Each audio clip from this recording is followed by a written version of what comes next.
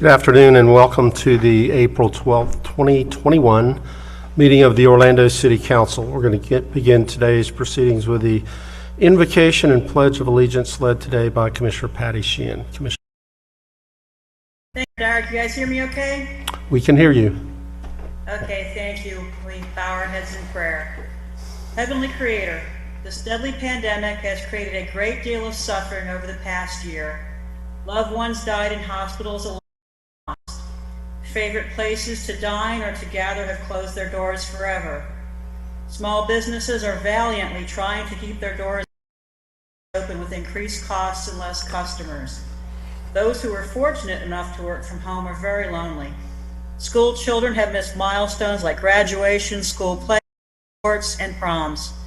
Performing artists suddenly had no crowds and no income. Yet in all this darkness, there have been bright spots like stars in a midnight sky. When personal protective equipment was scarce, many skilled and willing to learn seamstresses made 1 million masks. Medical saved others. Nurses comforted the afflicted and their families. There were military flyovers, teddy bears in windows, Christmas lights in July. We ordered takeout from our favorite places and named a day 407 to encourage small businesses. We sang in unison and learned to connect we never used before. Epidemiologists and doctors worked around the clock to develop life-saving vaccines, and citizens volunteered to test them in trials. All heroes. As we begin to get our lives back to normal, I pray that we never forget those we have lost. I pray that we use the technology and abilities to connect, to build each other up and help each other heal. I pray that we never take for granted the importance of a loving embrace, that we marvel at a live performance. I pray that we understand the importance of breathing the same air in a shared experience. Emerge from this horrible time as a better people, a more caring community, and a more united America. Amen. Amen. I pledge allegiance to the flag of the United States of America and to the republic, one nation, under God, indivisible, so sorry. How many times have we ever said the pledge and I'm just very nervous? Indivisible, and justice for all.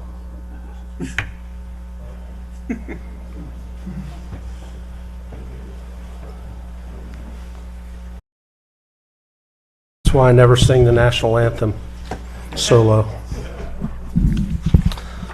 Okay, I'm going to call the meeting to order. Madam Clerk, would you call the roll and make determination of a quorum, please? Commissioner Gray? Here. Commissioner Ortiz? Here. Commissioner Stewart? Here. Commissioner Sheehan? Here. Commissioner Hill? Present. Commissioner Burns? Here. Mayor Dyer? Here. Mayor, you have a quorum with all members present. Thank you, Madam Clerk. And we'll note for the record that Commissioner Sheehan is appearing virtually, but we hope to have her here live and in person at the next meeting. Okay, let's take up for consideration the minutes from agenda review and city council meetings of March 22nd. Motion by Commissioner Hill, second by Commissioner Stewart. All in favor of the motion indicate so by saying aye. Aye. Aye. Those opposed? And so the motion carries. Okay, right into a quick mayor's update.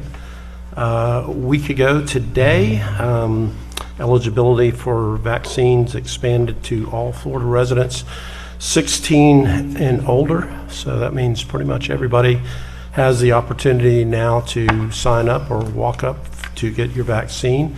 I have had mine. I know Commissioner Sheehan has had hers and is waiting for the 2-week period to expire to be fully safe. But here's what I would say to everybody is I encourage you to go get your vaccine. If not for just the safety of yourself and the people around you, it's how we're going to get back to being economically viable in the city of Orlando and Central Florida is if we can open back 100%. all of the things that we like to do, whether it's something at the Amway Center, the Dr. Phillips Center, or simply having a full capacity restaurant, we have to get vaccinated. So I encourage you to go do that. Also want to highlight that tonight at sunset, the holy month of Ramadan will begin for our Muslim community. It's a time of prayer and reflection for families to come together and celebrate. Can't think of a better time than now for that. So Ramadan Mubarak to our Muslim community. I'm just going to highlight a couple things on the consent agenda. C7 is a partnership with the Central Florida Foundation to expand the summer 2021 Raleigh Social Enterprise Accelerator program to help address some of our local challenges in the city that are part of our Future Ready effort. Some of those include making housing more affordable, increasing recycling, improving home indoor air quality in underserved communities, increasing the experience for mass transit, and bridging the digital divide.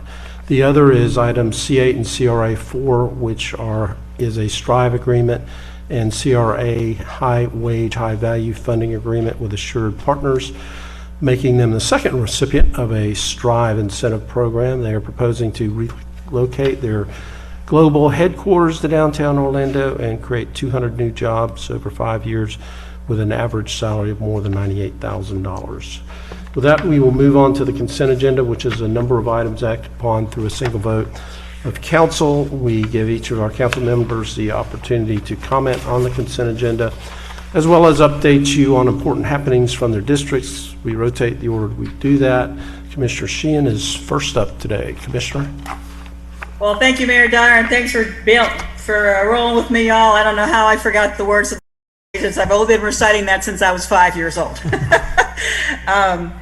On the agenda today, I am actually very happy to finally be coming back in person. I'm in a high-risk group, so I've been very, very careful with my COVID protocols and wearing my mask and working virtually. So as the mayor said, next Monday is my 2-week period after the vaccination. I would encourage everyone to get yours. Minor side effects for me, but that's a whole lot better than getting COVID. Unfortunately, members of my staff have had COVID and suffered greatly from it, so it's important to get your shot. And I want to thank Commissioner Hill. We did an event together over at Festival Park. We're getting to the point now where there's a lot more vaccine available, and we're working to get the vaccine out.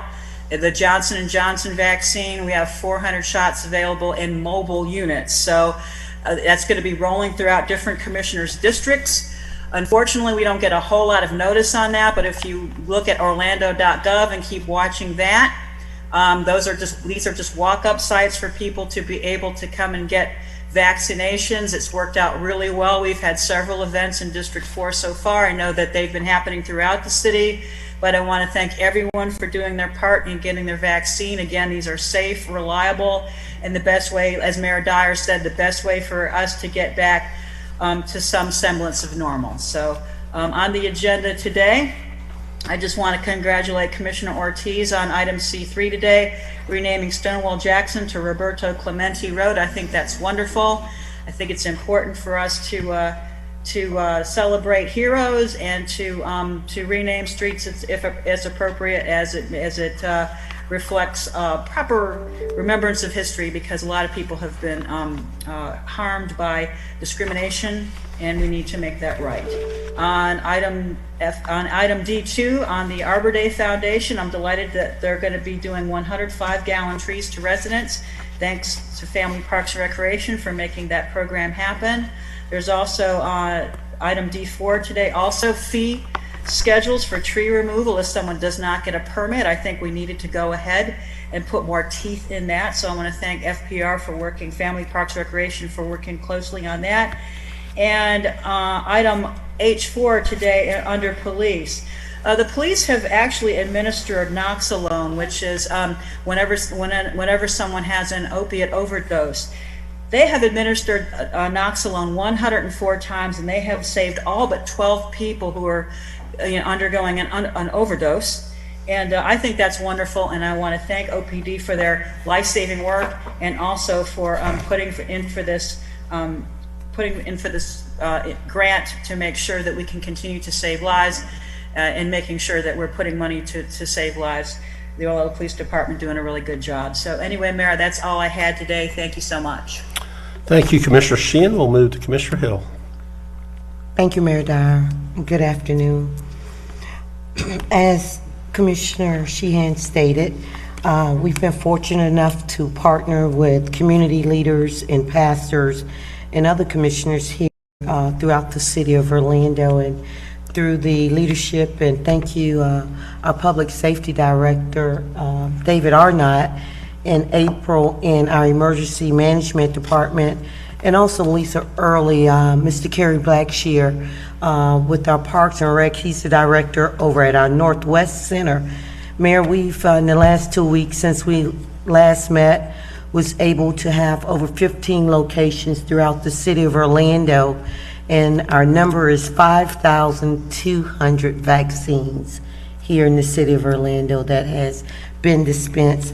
And I like to highlight those partners, which was, even though it was in the county, it's been a great partnership with the county, because as many know, the county and the city somewhat butt lines at times in our west side of Orlando.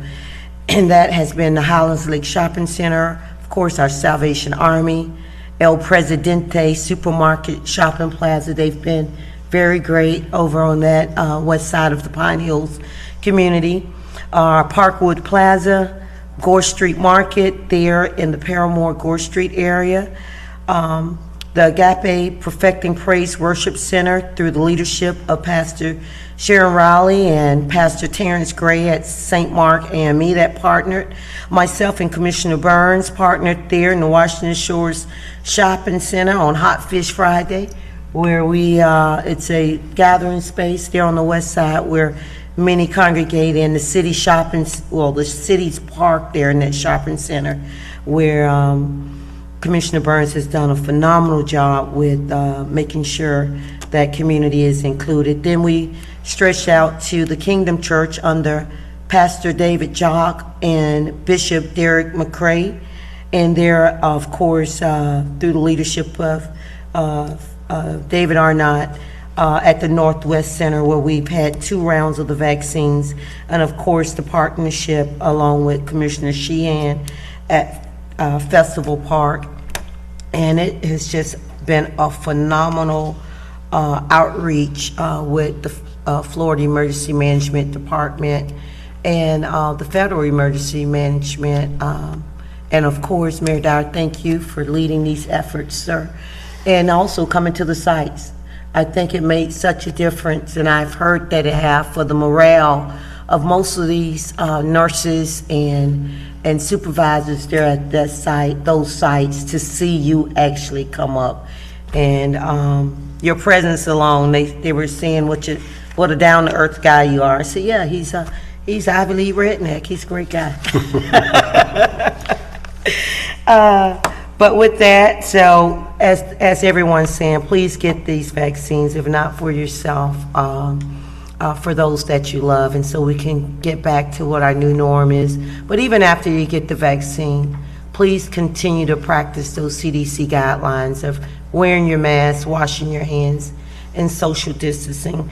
I know we're starting to feel some ease of comfortability.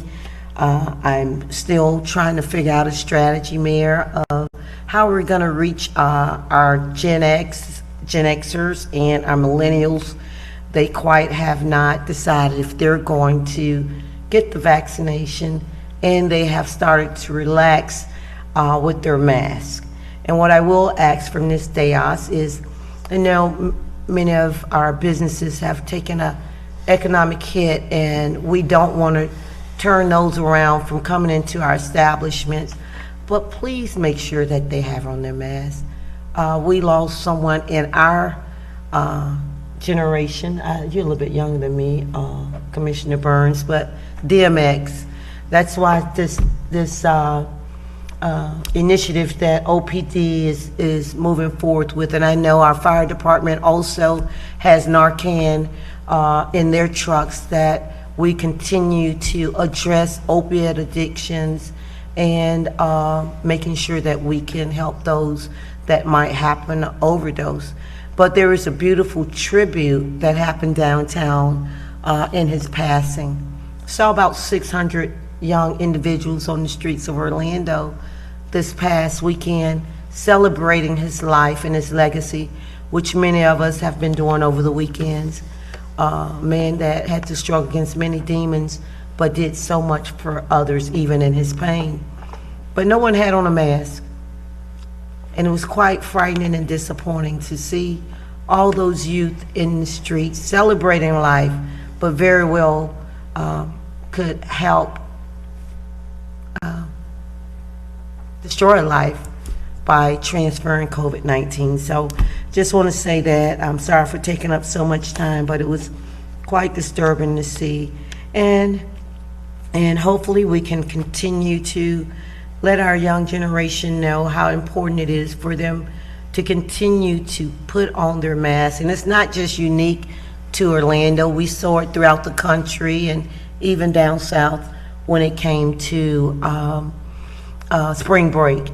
So we still got a lot of work to do with messaging and information to those that are 16 to 40, I believe, regarding COVID-19. Through the leadership of Chief Rallone, on Thursday, March 25th, we held our kickoff meeting there in the Mercy Drive corridor for Crime Prevention Partnership, and we had many community stakeholders and tenant associations and HOAs come out, along with our officers from our patrol from that area, talking about how we can continue to bridge the gap of community policing but make our community safer. And so I was quite pleased by the turnout. I was able to join Mayor Dyer and also Commissioner Stewart there on February the 26th. Under new COVID guidelines, we were able to celebrate our VA veterans that came home and those that we lost there in Vietnam. And it was a beautiful event held there at the Lake Baldwin VA Medical Center. I was able to be a host along with our new Paramore Kids Zone, Mayor. They are getting to work and getting to work fast over there in the, did I say Paramore? I meant Mercy Drive. The expansion of the Paramore Kids Zone now has gone to the Mercy Drive corridor.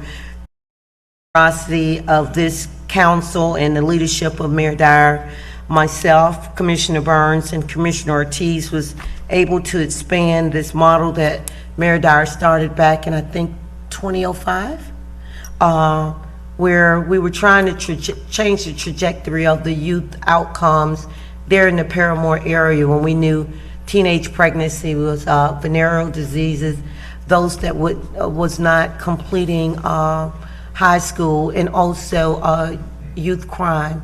And those trajectories have turned down. We have all of our kids in that program now are college bound or in the Army. I just saw a young girl, Portia Lisa, that sent me her graduation pictures from boot camp in the Air Force. And just so many great things have happened there under Mayor Dyer's leadership and Lisa Early and all of those involved. So we did not think it robbery to go into our more into our Western Core and our Eastern Core, where we have children that have some of the same challenges. And so we kicked that off where we hosted 50 youth that had went through a 4-week training program through some of the funding that this council sent in that direction. And now they have life skills certifications. They graduated, and now all 50 of those youth, Mayor Dyer and council, have jobs here in the city of Orlando at city government and then in private entities. So that is just phenomenal that the first graduating class, all 50 have those soft job training skills. We're not sending our kids just cold on these jobs, and they have case managers. So that's a great thing. And then more news coming from out of Mercy Drive. We were able to host the Jump Start, and this is also part of the expansion of the Mercy Drive Kids Zone through the funding that the city has given them is when we're talking about future ready, we want our children to be global ready. And when I say that, we were able to partner with iDignity to provide them with their with birth certificates, Social Security cards. Their parents was able to work through the partnership of Madam Clerk Tiffany Russell Moore. They came out and helped them get their driver's license reactivated if they had court fines, put them on a payment plan, and also help with passports. That's the future ready piece.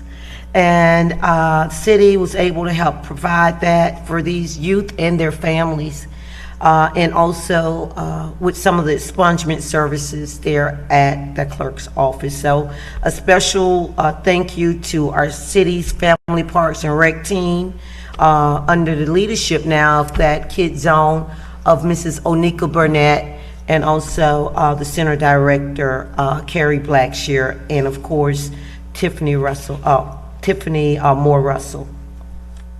I did a work along there on Tuesday, April the 6th, at the South Street Farm.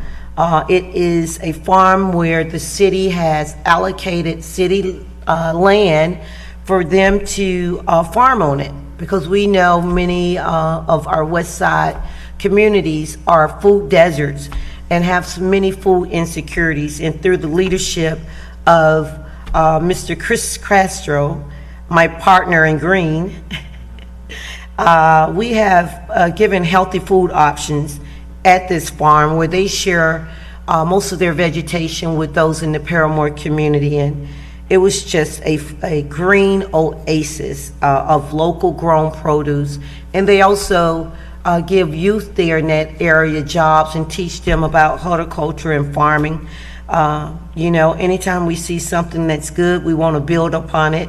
And you'll be hearing more from Mayor Dyer and Chris and myself about the expansion of this farm on 3 other city lots there in the Paramore area. So thank you, Mayor Dyer, for your vision and your leadership, and thank you for carrying that on, Chris. I appreciate you. On Saturday, April the 10th, finally, I'm almost finished, guys. An initiative that came out of the trust, is it called the Dr. Randy Nelson of Bethune-Cookman University? As you know, the mayor and ourselves had many listening sessions after the George Floyd incident, but this had started taking place prior to that, and we found it was a right time under Chief Rallone leadership. Me and him have traveled the country prior to even George Floyd through Mayor Dyer's. I know I keep saying through Mayor Dyer's leadership. What's the truth? Not just saying this. These are things that, as a forward city, we had been doing a few years prior to Mayor. And that was 21st century policing, bridging the gap, and making sure that officers integrated into the community and the community integrated into law enforcement. So we were already upon that path when the George Floyd incident happened, but we accelerated it. And through Chief Rallone's partnerships and research, he had already started the dialogue and conversation with Bethune-Cookman University in their law enforcement program they have over there. And this council, and we had listening sessions and community activities with community stakeholders, the youth, and our law enforcement, at least 3 sessions. Then we went over to District 6, over in Commissioner Burns' district at their Smith Center, and did the other thing. And this council allocated more funding to go over to the northwestern core of the city of Orlando and have those same type of charrettes. Well, out of our first charrettes of Paramore, and each one of them, there was an action plan. We just did not sit in a room to talk about things. We put an actual action plan together. And I was proud to join OPD on Saturday and also our community, the McFall Neighborhood Association, and the UCF Paramore Engagement Foundation, which consists of all residents there in the Paramore area. And we went door to door throughout Paramore. It was kind of hot and humid at noontime. Gotta love it. And we knocked on the doors, and the officers introduced themselves to the community with smiling faces. Not because someone called them out, but because they chose to come out. And those, Rashawn Moore, that led this effort, was able to introduce her community, which is our community, to our officers. And a lot of great relationships was had that day. But more so, I was proud to hear from Dr. Randy Nelson that Mayor and Council, this had not happened anywhere in the nation where they had gone around to do these type of charrettes, and they've given people action plans, and somebody actually implemented it, that they saw the fruits of the labors of it. And because of that, Chief Rallone said that we're going to adopt this initiative of adopt a block throughout the city, whether it doesn't matter if it's just the west side of Orlando, but all throughout the city of Orlando. Is they're going to go out and adopt a block in each district and walk through these neighborhoods now and knock on doors and start building those relationships. So I think the things that we're doing, and it seems like some of the funding that we pass is excessive, but it's working. It is working, and I just like to thank each and every one of you all that sit on this dais for all your support and also your funding to build a better city of Orlando. And thank you also, Chief, when it comes to community policing and your leadership, but more so the men and women that work for us, but work for the people. And I see they're very excited, and I've never seen folks so excited and appreciated. You know, it's tough putting on that suit. It's tough putting on that suit. Now, I must say this before I close, and I'll be finished, is we got some special kind of officers. Because as I said, it was almost 98 degrees out there on Saturday afternoon. And I did not realize how difficult, because I walked out there with my mask on, how difficult it is to walk out and be out in 98 degrees heat with a mask on and dark colors and a vest. It takes a lot and requires a lot outside of the other things that might be involved. So I just like to say what I said to them in private. I want to say it publicly. I'd like to thank the men and women of OPD for their service and having a great attitude to go out. Chief Rallone, some of your men there in the Paramore area, especially our bike patrol, had gotten off at 3 o'clock in the morning, and they came back out at 11 o'clock that morning to walk for a few hours and had to be back to work right after they finished walking. So I'd just like to say thank you for their commitment. Thank you, That's all I Commissioner. have. Commissioner Burns. Thank you, Mayor. April is National Minority Health Month, and this year the focus is on the impacts of COVID-19 is having on racial and ethnic minority, and underscoring the need for these vulnerable communities to get vaccinated as more vaccines become available. This year's theme for National Minority Health Month is #VaccineReady. The goal of this campaign is to empower vulnerable populations to get the facts of COVID-19 vaccines, share accurate vaccine information, get vaccinated, and proactively practice COVID-19 safety measures. Here in the city of Orlando and Orange County, we are fortunate that we have many of our elected officials who have really stepped up and led during these challenging times, whether it was receiving the vaccine in a public forum or advocating for equitable distribution of the vaccines to the underserved communities. So to my colleagues and to other leaders in the community, I say thank you. On Friday, April 2nd, as Commissioner Hill mentioned, we partnered with to bring COVID-19 vaccine shots to Washington Shores Shopping Plaza. 400 shots were available.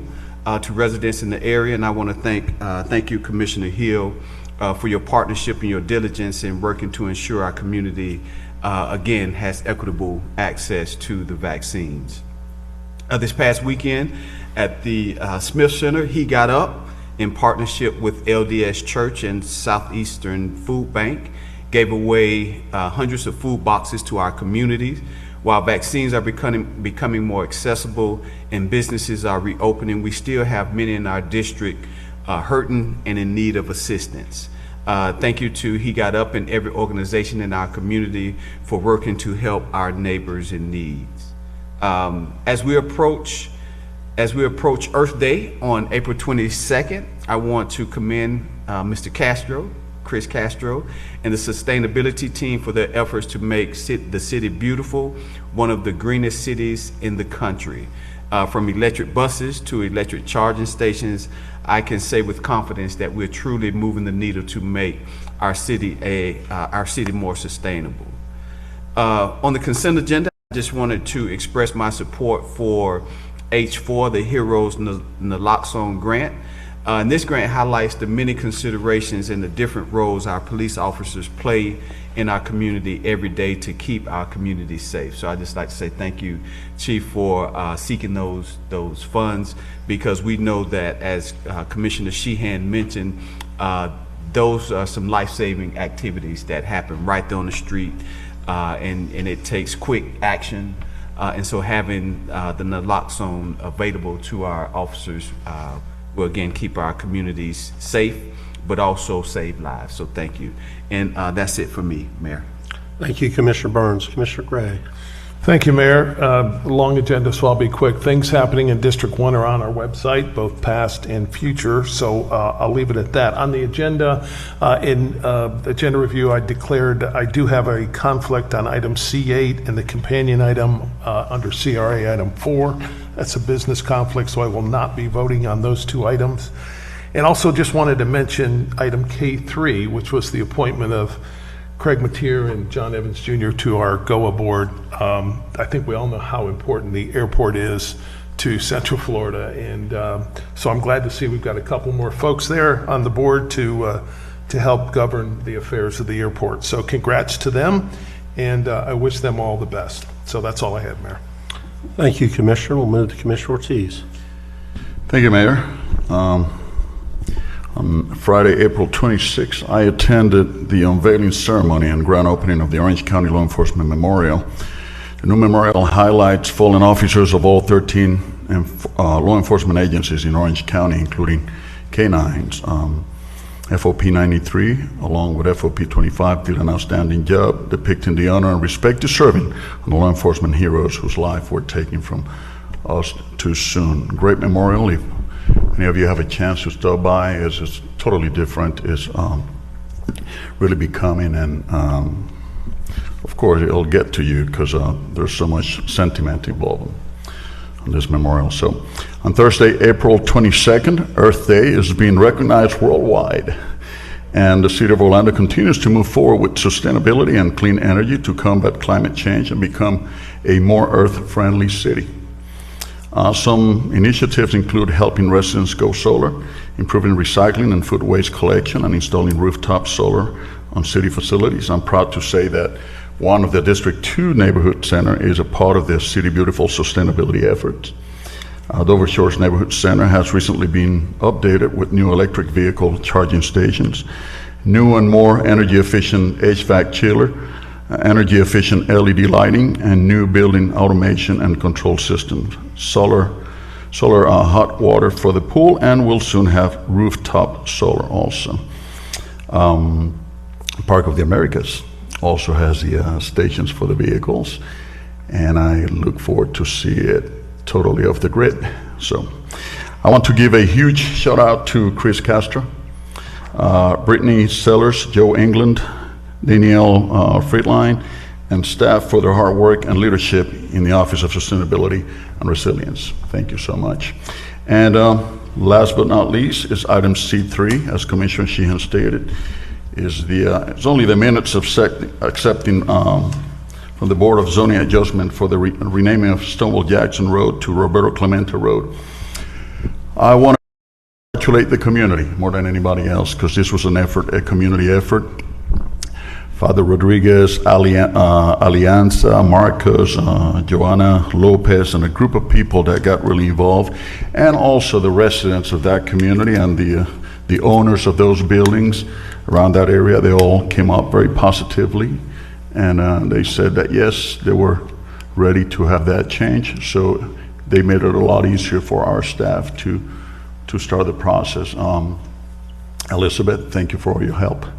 And Mayor, thank you for also for your support on this particular change of the name of that street and everything that encompassed that change. So with that being said, thank you so much. Thank you to the staff. Thank you to our commissioners. And that's all I have, Mayor.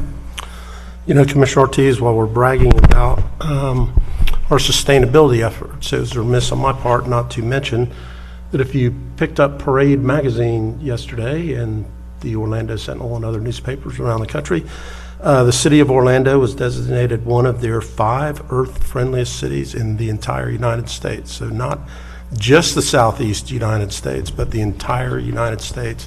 We were in their 5 that they picked. So good job, Chris, and the whole entire sustainability team, and also OUC, because a lot of Yes. things they mentioned had to do with OUC. A sustainable and reliable one. Right. Thank you. Commissioner Stewart? Thank you, Mayor. Yes, and congratulations.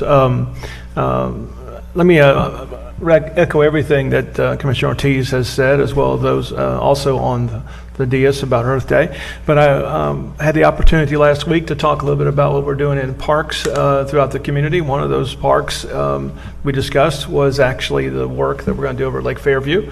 And we will be creating and installing the first net zero building in the entire city of Orlando over at one of our parks locations. So we're really excited about that. Thank you, Chris, for your leadership, and Lisa, thank you for your leadership on the building. We're redoing the restroom, and it's going to be entirely solar powered. So we're really excited about that. So thank you. It's another example of just the small things we do that make it work. Had the opportunity this past weekend to attend the second annual ballet ball. Should have been the third, but COVID got to us. And we had an opportunity to be over there and just enjoy that, along with the mayor, the Harriet Lake building over there. It's really it's one of those world-class areas, and I talked to several people, one particular who was in New York and then in the midst of COVID decided he'd come back to Orlando, and now he doesn't want to leave Orlando. He wants to stay in the arts and over there in the ballet. So really excited about that. So thank you, Mayor, for your leadership, and thank you for the work that the ballet has been doing. As I mentioned, we did our parks update last week, an opportunity just to kind of tell the community kind of where we are. We have 8 or 9 projects kind of in different phases, and it was important for us to make sure we kind of come up to a baseline and start at one location. I appreciate the work of Beth Gruber and Denise Riccio and John Perone and Lisa Early and our entire park staff for the work that they did, especially Susan Harris for letting me password so I can do the meeting for the citizens. But we had probably engaged, I guess, about 125 total over 3 days to just hear the update, and I've got some good energy moving forward. So I really appreciate the work that we've got there. Let me also congratulate Dueling Dragons on their 10-year anniversary. And on item H3 today is the forfeiture funds to apply $20,000 towards that. Thank you, Chief. I can't think of a better place to put that has an immediate impact. Let me just share briefly as we go towards the history of the past 10 years. We've had 162 youth paddlers and 93 officers involved over the past 10 years. 100% no school dropouts, 100% no arrest, 100% GPA above 2.0, and the program alumni are attending colleges on several scholarships. It's just an impact that I think really can, we start with small. It's the same kind of thing we talked about Greenworks when we started it. We started because we're going to do a couple of things that we can do and just keep on building, and as we do, we become the top 5 in the country. The same thing applies here, so I'm so grateful for that. We have several of our students out of the Rosemont area, several out of District 5, several out of District 6. It's just really neat to do that, and so I'm looking forward to that celebration coming up on April 24th, so thank you for that. Other items, I want to share about the vaccines, how important it is to get the vaccines. I had the opportunity to pick up an old friend of mine and take her over to go get her vaccine shot. Marie Adams is 91 years old. I had an opportunity to take her over to Trotters Park. It was such a sweet opportunity to renew our acquaintance. She was a former staff member with St. James Cathedral downtown, and hadn't seen her in 15, 20 years since we got a chance just to sit and talk after it was all over and get caught up. And so she has fallen in love with all the people over there that were doing the work, and I can share with you there are several stories of people who met her and wrote me back to tell me how much they were grateful that she had a chance to meet her. And so it's just a way of her being influenced just in her way, and at 91 years old. What a neat lady. Some other items coming up. Ivanhoe Village is working on a cleanup for the Earth Month. It's going to be Saturday, April 24th at 9 a.m. Check out their Facebook page for that information. One thing we all talk about, and I don't want to repeat everybody's, that we're discuss a lot of things up from the dais, but one thing I want to make sure that people know about is that there's a lot of summer activities that are coming. We're trying to do everything we can socially distance, but Orlando Rep and Dr. Phillips science camps at Orlando Rep and Dr. Phillips, as well as the Orlando Science Center science camps. We're doing a skate park event during the summer, and also After School All-Stars has opportunities in our middle school programs. Now is the time to start doing some signups. So, and I know that I'm excited about what we're doing just in our neighborhood centers, especially in District 3. So I appreciate that, and thank you, Lisa, for your leadership, and please pass that along to your staff. On the agenda today, item D3 is a management agreement to designate Lake Baldwin as a fish management area. Excited about that, and that it puts now a formal structure of us to how we can communicate with the city of Winter Park and make sure we continue to keep that area vibrant for people who want to use it for recreation, but not ski trips, so water skiing trips. Item K1 today, Council, thank you for your support on this. I got inspired last meeting from Commissioner Ortiz about trying to help out with our OPD and OFD training, and have designated $5,000 out of my council budget to go to the Valencia College Central Florida Public Service Scholarship. Right, is that right? Close enough? Yeah, close enough. Thank you. And but in addition to that, because I had an opportunity to be at the memorial service for Officer Kevin Valencia, and thought I would designate that in his name, because I think that would be a fitting tribute to bring new officers in using him as inspiration. So Chief and Chief have at it. So, all right. And then, let's see, Stonewall Jackson, congratulations, Commissioner Ortiz. Appreciate the work that you did on that. The community will say that it took longer than we expected, but I will tell you candidly, it should take a little longer because it's a permanent change. And it's a change that I think we've done the right way, and I appreciate your leadership on that. There's a lot of things going on in the neighborhood. I'll mention one last thing that some of you people are watching and have seen on news. The Pause for Peace is coming up over at Harbor Park. The mayor and I will be over there to celebrate that, and it's going to be a wonderfully socially distanced event. I'm excited about doing that. We missed it last year, and I know that Sammy's going to be excited about it. Sammy is excited. I don't get a chance to bring mine anymore. He's in heaven, but I'm going to come and get a chance. If you let me take Sammy around, I'll let you politic while I take Sammy around. And that's all I have, Mayor, I think. And if you will, I'd like to go ahead and move the consent agenda. Motion by Commissioner Stewart. Second. Second by Commissioner Burns, noting the items that Commissioner Gray abstained from. All in favor of the motion indicate so by saying aye. Aye. Those opposed, motion carries. Mayor Dyer, Yes, ma'am. I will not allow Commissioner Stewart and Ortiz to outdo me. I'm gonna, at next council, donate $5,000 also in honor of Lieutenant Deborah Clayton. Okay. We'll put that on the next agenda. Good, thank you. Okay, Thomas, Commissioner Burns? No. CRA? While Thomas is coming down, why don't we go ahead and do items 1 and 2, accepting advisory board meeting minutes from February 24th, 2021. Is there a motion to accept those minutes? So moved. Motion by Commissioner Sheehan, Second. second by Commissioner Stewart. All in favor of the motion indicate so by saying aye. Aye. Those opposed, motion carries. CRA minutes from March the 22nd, 2021. So moved. Motion by Commissioner Sheehan, second by Commissioner Stewart. In favor indicate so by saying aye. Aye. Those opposed, motion carries. All right, number 3, Thomas, you're up. All right, thank you, and good afternoon, Mayor and Commissioners. Item number 3 is approving a downtown streetscape matching grant for 255 South Orange Avenue. The streetscape cost-sharing program allows for roughly up to 50% of approved expenses in repairing and replacing sidewalk and other streetscape components in the downtown area. Southwest Valley Partners Orlando office LLC is completing renovations, extensive renovations to the building at 255 South Orange, commonly known as the Citrus Club building, if you will. And those renovations at this point, Mayor and Council, include sidewalk improvements on the Jackson Street side of the building. Those improvements are just under $19,500, qualifying them for just over $9,700 in CRA funding. So staff is requesting approval of the agreement with SWVP Orlando Office LLC, providing funding for up to $9,713.44 towards the cost of such streetscape project, pursuant to and contingent upon the terms of this agreement, and authorization for the chair and executive director to execute the agreement, subject to review and approval of the city attorney's office. So moved.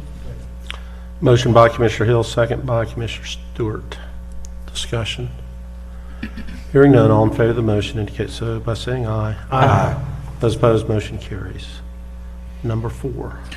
Number 4 is approving a high-wage, high-value funding agreement with Assured Partners. This item, as the mayor mentioned in his comments, is complementary to economic development. Item number 8, just approved on the consent. And under the high-wage, high-value program, I remind the council that up to $4,000 per job can be made available to qualified job applicants, and of course, or qualified applicants. And of course, as the mayor indicated, Assured Partners looks to bring some 200 jobs here at an average wage of over $98,000 over a 5-year period, which would make them eligible for up to $800,000 in funding after the fact. They look to lease between 40 and 50,000 square feet. And this will become the global headquarters for a company that has done more than $1 billion in revenue in the last 10 years. And certainly we would love to welcome them into downtown Orlando. And they'll be making approximately a $1.75 million capital build-out budget or investment in the building as well. The advisory board has recommended approval. And if there are no questions, staff is requesting approval of the high-wage, high-value program funding agreement between the CRA and Assured Partners, Inc., and authorization for the chair of the CRA and the executive director of the CRA to execute the agreement subject to review and approval of the city's attorney office, and approval of expenditures from the Downtown Orlando Community Redevelopment Area Trust Fund in the amount of up to $800,000 in high-wage, high-value job creation program funding for Assured Partners. Move to approve. Second. Motion by Commissioner Hill, second by Commissioner Stewart. Questions, discussion, or comment? Hearing none, all in favor of the motion indicate so by saying aye. Aye. Those opposed, motion carries. All right, and number 5, Thomas. And finally, number 5 is approving Front Yard Festival program. You recall, of course, in October of 2020, the CRA entered into an agreement with the Dr. Phillips Center for the Performing Arts Incorporated for the operation of the Front Yard Festival. In the first 3 months of that festival, more than 30,000 people have been attracted or brought into downtown. Desperately needed people at a time, of course, that was unprecedented. And the Dr. Phillips Center would like to continue the festival through December 15th of 2021. And they're requesting additional funding in the amount of up to $500,000 from the CRA to assist with the continued cost of operating the festival pursuant to the terms of the agreement. Dr. Phillips Center will ensure that in operation of the festival, a diverse offering of events will be programmed, including at least 100 free community events, as well as events targeting seniors, youth, families, and diverse ethnic groups of the community. Additionally, local artists will be featured in many of the performances, as has been the case. and the agreement provides for downtown businesses to be included in the festival and for underserved communities and youth to have the opportunity to attend festival events. Again, the advisory board has recommended approval, and if there are no questions, staff is requesting approval of the amendment 1 to funding agreement with the Dr. Phillips Center for the Performing Arts, Inc. for operation of the Front Yard Festival through December 15, 2021, subject to the review and approval of the City Attorney's Office and authorization for the Chairman and Executive Director to execute the amendment. Move to approve. Second. Motion by Commissioner Hill, second by Commissioner Stewart.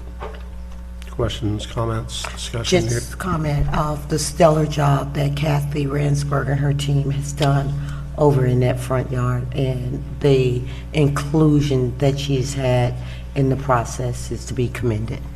Well, I think it was innovative in a sense that people across America have traveled here to look at it and seek to replicate it, and it's been hugely successful. And the cool thing is the amount of different genres of music and just different types of events that they've been able to host there. Okay, all in favor of the motion indicate so by saying aye. Aye. Those opposed, the motion carries. Thomas, any further business come before the CRA? There's none, Mayor. Thank you. Then CRA will stand adjourned and we will reconvene the city council meeting. All right, we are hearings, ordinances on first read, and ordinance 2021-16 is a amendment to the GMP related to the Rose Art property. There's two other ordinances, 2021-14, which relates to annexation, and 2021-24, which relates to the PD, as well as the legislative appeal that we had a lot of discussion on during the last meeting and is currently on unfinished business, as well as a quasi-judicial appeal. So what I'm going to do is skip over the three ordinances, take the ordinances unrelated to Rose Art, finish that business, and then we'll come back and handle the legislative appeal first and then see where we go from there. So, Madam Clerk, that would bring us to hearings, ordinances on second reading, number 1. Ordinance 2021-11, an ordinance of the City Council of the City of Orlando, Florida, annexing to the corporate limits of the city certain land generally located north of Quarry Ford Road, east of Wise Avenue, south of Rain Street, and west of Primrose Drive, and comprised of 0.71 acres of land, more or less, and amending the city's boundary description, amending the city's adopted growth management plan to designate the property as Community Activity Center on the city's official future land use maps, designating the property as the Community Activity Center zoning districts on the city's official zoning for amendment of the city's official future land use and zoning maps, providing for severability, correction of scrivener's error, permit disclaimer, and an effective date. So moved. Second. Motion by Commissioner Sheehan, second by Commissioner Hill. Madam Clerk, anyone want to testify? No, but Becky Wilson is available for questions. Okay, I think we're good. Discussion, hearing none, all in favor of the motion indicate so by saying aye. Aye. Those opposed, motion carries. All right, number 2, Madam Clerk. Ordinance 2021-20, an ordinance of the City Council of the City of Orlando, Florida, annexing to the corporate limits of the city certain land generally located south of Curry Ford Road between South Bumby Avenue and Peel Avenue, and comprised of 3.78 acres of land, more or less, and amending the city's boundary description, amending the city's growth management plan to designate the property as Community Activity Center on the city's official future land use maps, amending the city's growth management plan to amend the policy line of future land use policy S.21.1 and to add future land use sub-area policy S.21.2, designating the property as a planned development zoning district on the city's official zoning maps, providing for special land development regulations, providing for amendment of the city's official future land use and zoning maps, providing for severability, correction of scrivener's error, permit disclaimer, and an effective date. So moved. Second. Motion by Commissioner Sheehan, second by Commissioner Stewart. Madam Clerk. No speakers, but Becky Wilson is also available for questions. Okay, same. I think we're good. All in favor of the motion indicate so by saying aye. Aye. Those opposed, motion carries. Number 3. Ordinance number 2021-26, an ordinance of the City Council of the City of Orlando, Florida, relating to street pole banners, amending section 64.321 of the Land Development Code to delete the Main Street District area maps, and refer to the districts as approved by City Council, providing legislative findings and for severability, codification, correction of scrivener's error, and an effective date. So moved. Second. Motion by Commissioner Ortiz, second by Commissioner Stewart. Madam Clerk? No comments. No comments, discussion. Hearing none, all in favor of the motion indicate so by saying aye. Aye. Those opposed, motion carries. Okay, and number 4. Ordinance number 2021-28, an ordinance of the City Council of the City of Orlando, Florida, amending Chapter 2 of the Code of the City of Orlando entitled Administration to change certain provisions in Section 2.44 and 2.59 regarding public meetings and providing for severability, codification, correction of scrivener's error, and an effective date. So move. Second. Motion by Commissioner Hill, second by Commissioner Burns. Madam Clerk? No comments. No comments, discussion. Hearing none, all in favor of the motion indicate so by saying aye. Aye. Those opposed? Motion carries. The ordinances, first reading, number 1, Madam Clerk.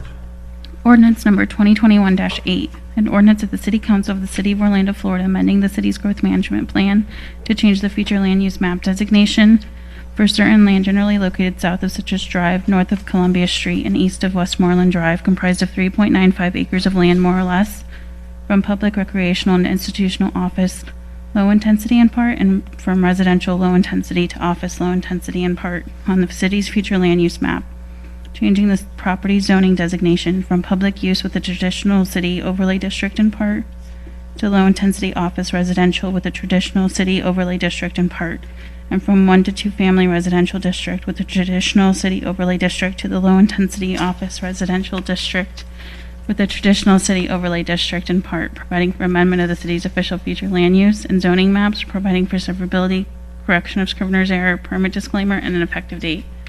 So moved. Second. Motion by Commissioner Burns, second by Commissioner Hill. Madam Clerk, any testimony? Becky Wilson is available for questions. Okay. Discussion or questions? Hearing none, all in favor of the motion indicate so by saying aye. Aye. Those opposed? And so the motion carries. 2021-29, an ordinance of the City Council of the City of Orlando, Florida, relating to a street name change, renaming the westerly portion of East Concord Street, a portion of which is described in the plat Orlando Villa, according to the plat thereof as recorded in Plat Book O, page 19 of the Public Records of Orange County, Florida, generally Herndon Avenue, west of Rickenbacker Drive, to Showalter Aviation Street, directing amendments to the official maps of the City of Orlando, Florida, providing for severability, correction of scrivener's error, and an effective date. So moved. Second. Motion by Commissioner Ortiz, second by Commissioner Stewart. Clerk, No comments. discussion. Hearing none, all in favor of the motion indicate so by saying aye. Aye. Those opposed, and so the motion carries. Number 5. Ordinance number 2021-30, an ordinance of the City Council of the City of Orlando, Florida, annexing to the corporate limits of the east of Boggy Creek Road, south of Lake Nona Boulevard, and north of Kingdom Road, addressed as 14041 Boggy Creek Road, and comprised of 7.54 acres of land, more or less, and amending the city's boundary description, amending the city's adopted growth management plan to designate the property as urban village on the city's official future land use boundaries of growth management plan, sub-area policy as .35.4, to include the property in the Southeast Orlando sector plan, providing for amendment of the city's official future land use maps, providing for severability, correction of scrivener's error, and an effective date. Move to approve. Second. Motion by Commissioner Grant. Ortiz. Madam Clerk. No comments.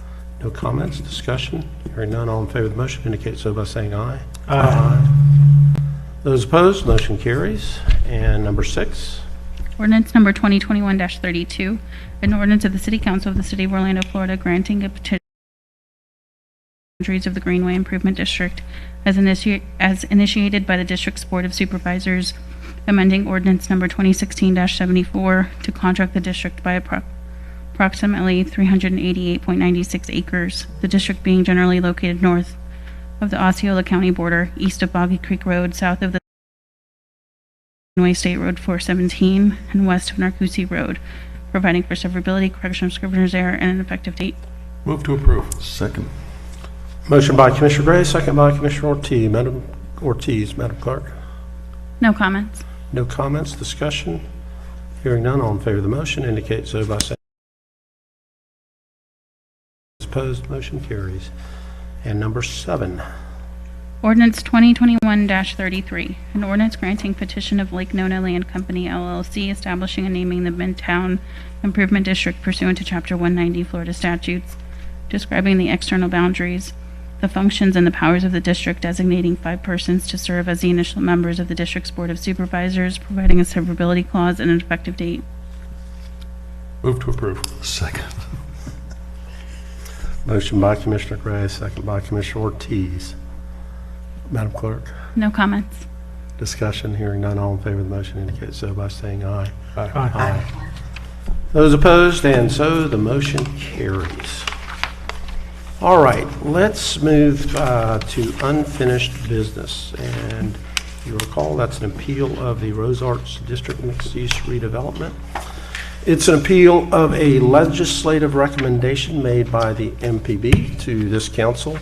At its meeting on the 17th of November 2020, the MPB considered the annexation of 5189 Rosamond Drive into the city and a proposed GMP amendment to allow the development of that property. And after conducting a public hearing, the MPB recommended approval of the annexation and the GMP amendment. Both approvals were appealed. All right, you'll recall today's hearing is a continuance from our last meeting on the 22nd of March. We heard a lot of testimony from the appellants, the owner, other interested individuals, and we had reached the point where the public comment section of the hearing was closed and we were having a discussion related to either upholding or not upholding the appeal. That being said, there's a somewhat different proposal that has come back and is before us. So I'm going to reopen and allow public comment today. And I understand that the residents of Rosemont have had a frustrating time during the past 6 years since the Rosemont Golf Course closed, and they want to have more activity in their community. They want to be able to use their green space again. They want to attract some form of redevelopment to the golf course area, and I think we can all rationalize and understand that that's not going to be a golf course again. But attracting a mix of residential and commercial investment and uplifting Rosemont was the goal that we had as a council in designating Rosemont as one of the areas to be an opportunity zone. So a lot of the discussion, at least my recall of the concerns of the surrounding area related to the right amount of density that should be granted in terms of the redevelopment and the appropriate levels of density that we envision to have a neighborhood that can sustain things other than simply single-family growth, but to have a true town center feel with grocery stores and gyms and restaurants and walkable places, the type of places that uplift a disadvantaged area. And while the Rosemont developer presented a robust plan for redevelopment after hearing from our commissioners and our residents at the last meeting, I asked staff to work with the developer to come back with a more limited proposal. And I believe that the proposal that's before us addresses concerns raised during the last meeting and is a more measured approach than 6,000 units. It also requires additional approvals from the city before this actual development can move forward and any other development at a build out. So as a mayor and a city council, I just want to be mindful who wants to attract development to our city, especially in opportunity zones. It is important that we have a professional and predictable manner in our development process. It's tough for a developer to go through the entire process and come to a council meeting where it is just flatly turned down. So it's been an important reason why a lot of landowners annex into the city rather than developing in the county because of the sureties. If they go through our processes, they can reach a conclusion that's been negotiated along the way, and they help grow our tax base and invest in our community. So what I would like to do is call on Elizabeth Dang to take us through the new proposal, and then we'll hear from the parties. And just for anybody who's getting prepared to testify, since we are granting additional time, it's not going to be 10 minutes, it's going to be 5 minutes apiece, which I think is fair. And I would be hopeful that you're addressing the comments related to this new proposal versus just the same information you gave us last week or 2 weeks ago.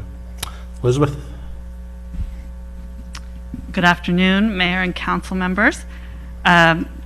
Thanks for the opportunity to follow up on this. I would like to ask if we could have the screen displayed here so that you can all get a reminder. So this is the project location. Once again, this is off of Rosamond Drive, just south of Lake Orlando. The original proposal was for 6,000 units as well as 350,000 square feet of non-residential development on a 128-acre property. The proposal is to have the urban village future land use category, and that category is a custom set of standards that's implemented through use of a sub-area policy. And that sub-area policy includes a development program as well as principles for a vision to develop the site. And then the final piece of that puzzle is a planned development ordinance to implement the vision with specific development standards. So after hearing the testimony and discussion at the March 27th or 22nd council meeting, staff took another look at the project to see what other options would be feasible. So really the question we tried to think about is how can we maintain the transformative vision of the project, but start with a more manageable number of units? So the solution I'm recommending is to move ahead with just phase 1 of the project. And this was a lot of discussion with the applicant. I can't say they were immediately on board, but by Friday they did agree that phase 1 would be an acceptable option. And I want to run through with you now what exactly is included in phase 1. You can see on the screen here, phase 1 is highlighted in orange, and it consists of 1,600 units and 100,000 square feet of non-residential uses. It's located in the northern portion of the site and is approximately 39 acres. It's listed as parcels A, B, and C on the site plan, and it also includes the associated roads and stormwater ponds for the site. The road connections will include a connection to the north to Rosamond Drive, as well as a connection to the southeast here to Lake Breeze Drive. So for phase 1, all of those associated roads will be built, but the remainder of the site, which you see here as phase 2 and 3, would not need to be mass graded, although depending on the calculations for stormwater requirements, there may be some need for compensating storage or other stormwater facilities in that area. So the other aspects of the vision will still be met with within phase 1. That would include the parks, the trails, and the urban design features. The sub-area policy had transit requirements associated with the later phases, so those would not yet be required as part of phase 1. So to make these changes, I'm going to shift now to talk a little bit about process. So today staff is recommending a denial of the legislative appeal and approval of the annexation, as well as a lesser development program than what the MPB recommended. And so to do that, the council can direct staff to revise the GMP ordinance to provide a maximum development program of 1,600 units and 100,000 square feet of non-residential. As well, because this GMP amendment is on the council agenda today as an ordinance that was advertised, I would suggest that the council open the ordinance and continue it to the next council meeting on April 26th. The annexation ordinance has not been advertised, but can also be rescheduled. And then as a follow-up, we also have the quasi-judicial hearing on today's agenda, which we'll be discussing later. So with that, I'll open it to any questions. Questions of Elizabeth? Commissioner Stewart? Elizabeth, I'm a little bit confused. So you're recommending denial of the legislative appeal as opposed to approval of the appeal. If we approve, tell me the wording that we're using. I'm looking for help from you and from Roy. Correct, because the appeal is requesting denial of the project to overturn the MPB recommendation. So this is the confusing part about appeals, is that the language gets reversed. But essentially, if the council votes to approve the appeal, that means that the MPB recommendation would no longer be recognized, a denial of the project. If the council votes to deny the appeal, the council can still provide an alternative recommendation and not stick with the MPB recommendation. So come up with your own recommended number of units and square feet. Okay, and you have some of that wording that... I've got some, Commissioner, the exact wording would be a motion denying the appeal, except to the extent modifying the sub-area policy S.1.4 to limit the development to 1,600 dwelling units and 100,000 square feet of non-residential uses. And denying the appeals related to the other, to the annexation and the GMP, and then accepting minutes from those meetings. Correct. Okay, so that keeps it in. By denying the, by upholding the appeal, it does what legally? It sends it right back to, well, just it puts the whole thing and throws it out, correct? If the council denies the appeal, that's a, or if the council approves the appeal, that's a denial of the project, and they would have to start over with a new application for something else. Okay, so the wording is on, so denying the appeal with modifications effectively. That's what we're trying to do, okay. The second question is, as this moves forward,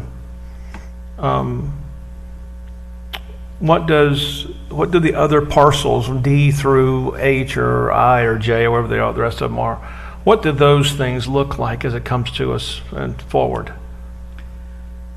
So this Just as approval, far as- I they mean, what would, happened, I apologize, let me get to my brain and then go back to you.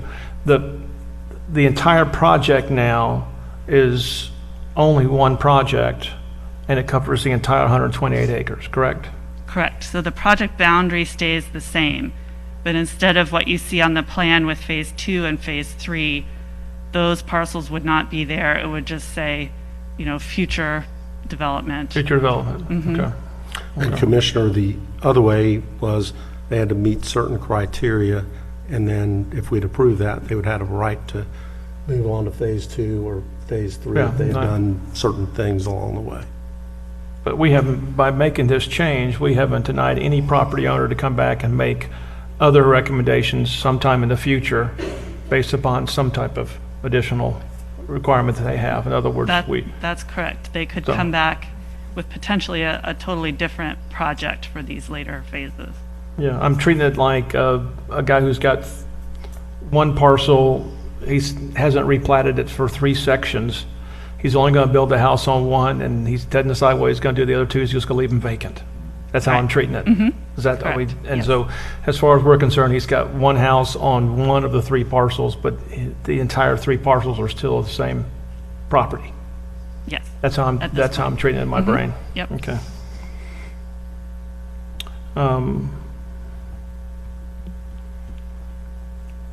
Okay, that's all I have for right now, Mayor. Commissioner Hill? Thank you, Mayor. I guess my only question is, I see it's been reduced, but have the developer mentioned anything about any affordability or minority participation? I think we may be able to actually hear from the developer, but my understanding is that because of the reduction in the number of units, there's not as much opportunity to include affordable housing with that. As much, or is there? That's so, Well, well, I'll wait for the right, developer. as a staff recommendation, we're not requiring a certain amount. And then I think it's important to remember that with a reduced number of units and a potential that they may not get approval for the original amount of units, it makes it a lot more difficult to put together financing for that kind of project. So I would like to say that they have sort of verbally said that they think affordable housing is an important commitment and it's something that they want to look into, and it may even be something they can offer up along the way, but I can't speak to them on Commissioner, that. why don't you just reserve that question for yeah, the developer, but I guess, Mayor, I'm sad to hear that Elizabeth just stated that staff is recommending no affordable housing. You know, now that, for me, is an issue, especially when we're a city that states that, you know, well, maybe you Commissioner, misspoke, maybe you there's a- misspoke. Well, There's a difference between recommending and requiring Yeah, yeah. affordable housing, and well, hopefully we're always requiring it in opportunity zones, but I'll wait. Right. Typically, when local governments require affordable housing, it's part of a program like inclusionary housing or a linkage fee. And at the moment, we don't have that kind of program. So we do have a voluntary program through bonuses that does allow for and we have affordable been housing. incentivizing affordable housing by using city money to help some of the affordable housing projects that otherwise the bottom line, it wouldn't pencil out, but we have made up a delta on, I don't know, 7 or 8 projects developments that you personally have been involved in. or in District Absolutely, 5. because it was city land, Mayor, but here we go. And I was going to wait for this comments, but we're here now.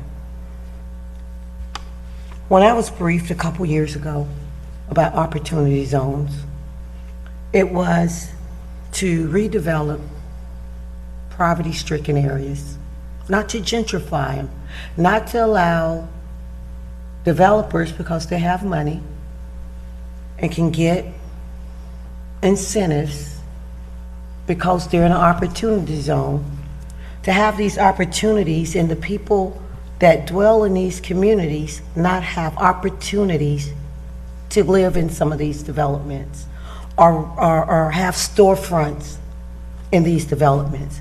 So now I'm hearing, okay, we're not in inclusionary zone. So I'm thinking, and if Roy can tell me what is the incentives, because I have my map here, and Commissioner Burns and Mayor and Council, the west side is unprotected. And the bulk of opportunity zones are in my district, in your district. They're in your district, in my district. And because these opportunity zones lie in those districts, the bulk of it, developers from all around the nation can come in and say, I'm sorry, City of Orlando, we're gonna build what we wanna build, and we have no say-so in it. And if I would have known at that time, when I thought this opportunity was gonna be an opportunity for all people, because I do believe in development. You know that yourself, staff, and elsewhere. I wouldn't support Creative Village. I wouldn't support a lot of the development that has taken place. But these opportunity zones are only good for the rich, because they can come and say, I can't afford to put any affordable units in because it just don't make money for me. It just don't make money for me. So I'm here saying today, we need to take another look. I might not be the Rose Art District. I'm not fighting today because this ship has sailed to a degree. But what about the projects to come? Well, And maybe what can we we- should do, Commissioner, I don't know, Roy, if you're ready to render your opinion, but I'm not sure that we all have the same understanding on that. My view of opportunity zones was that it's the ability to convince people that want to invest money not to just go to Commissioner Gray's district, which they are prone to do, but to put money into other areas that are less likely candidates for that development money, and they're encouraged by tax credits that the federal government is issuing. I'm not sure that we can tie affordable housing necessarily to that. We can do all the zoning and everything else that we require, and require infrastructure, and that you meet the water retention policies and everything else that is a standard to development. But I'm just not sure we can do that. But what we probably ought to do as a council is, I decided we ought to start having workshops again, since COVID is allowing us to meet in person. And I think it would be good for us to have a workshop probably on opportunity zones and what we can and can't do. Unless, Roy, do you have a full breadth of knowledge to let us know Roy right didn't know now? last time, Mayor Dyer, with all respect, sir, and I'm not challenging here. We can have 10 workshops and 10 developers come and start building, and we're past this. We need to suspend, after this, opportunity zones until we get clarity on what we can do and what we can't do, and then talk about area zones. We have to protect those that are unprotected. And right now, we are passing things and now giving the right, because maybe we shouldn't have even went forward with opportunity zones when we had no clarity. Because now we're here. Now we're here, and everybody don't know what can happen and what can't happen. Last time Attorney Payne came up, he said, I really don't know. And none of us really know. But who does know is the developers, because they know they can get incentives.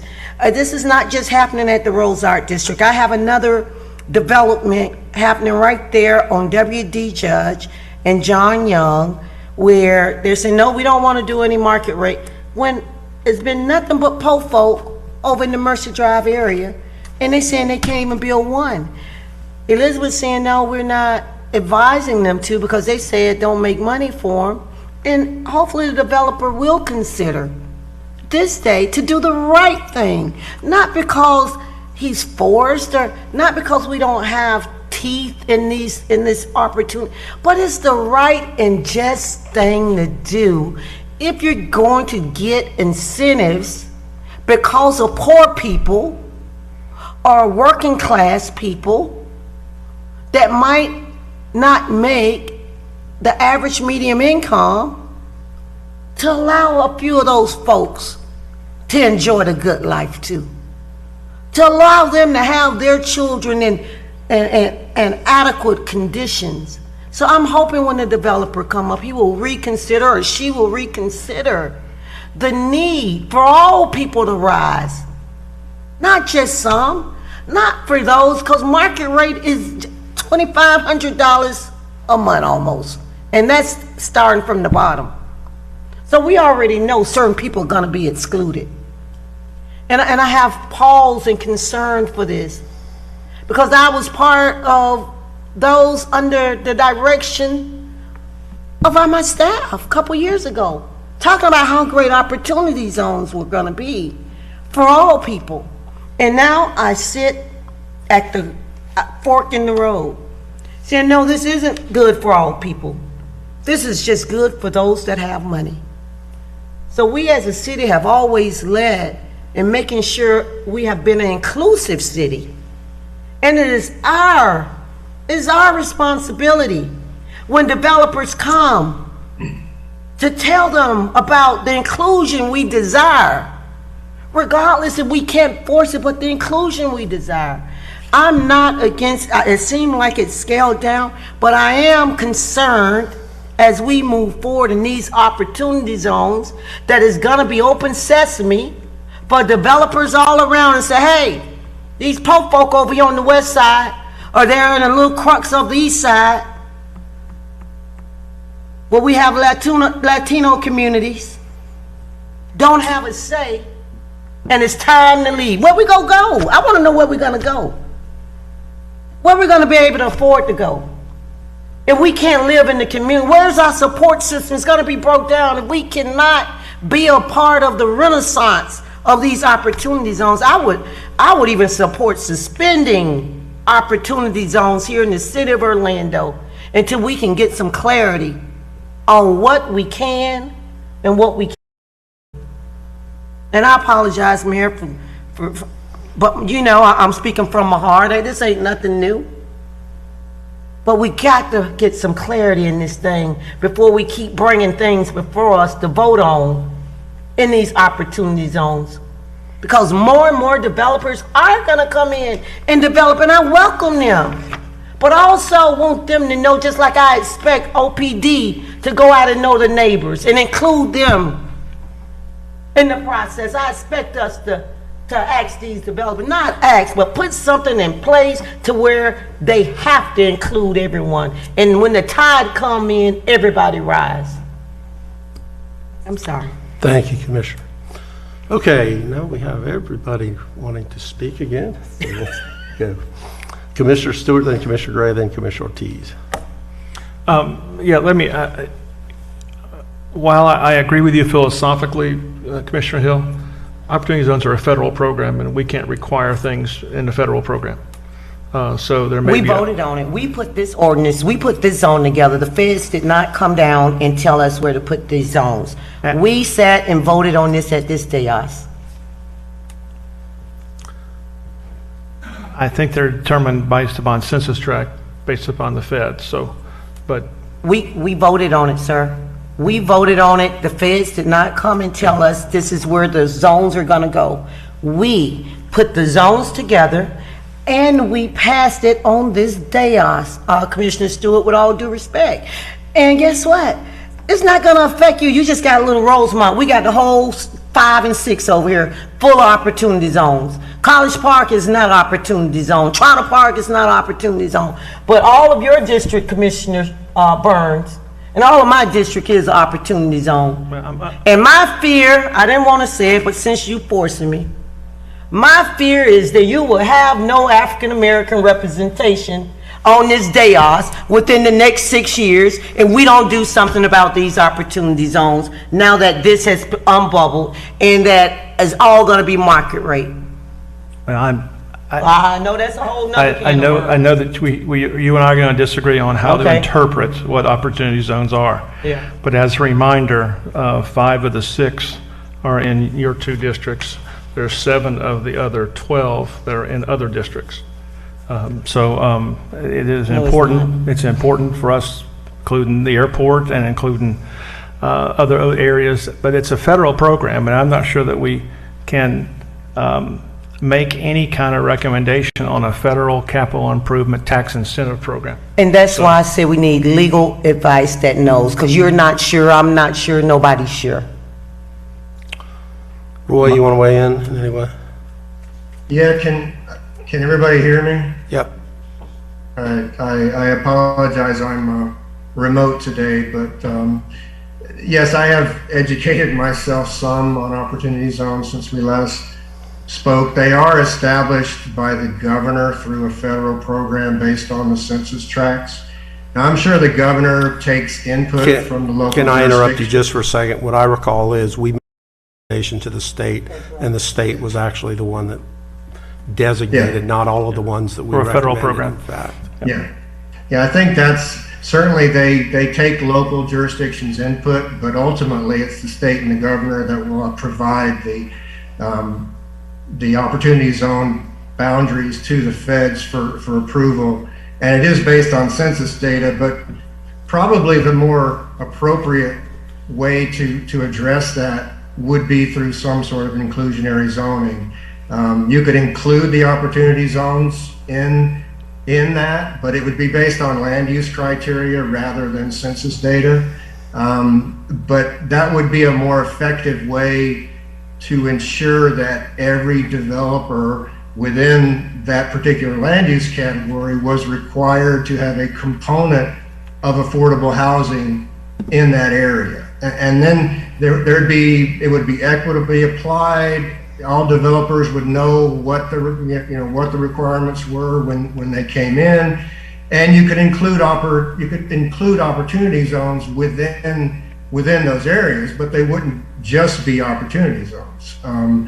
But I think that's probably the more appropriate way to address this issue, and we can certainly look into putting together a workshop and get some direction from the council as to how they want to move forward after the workshop.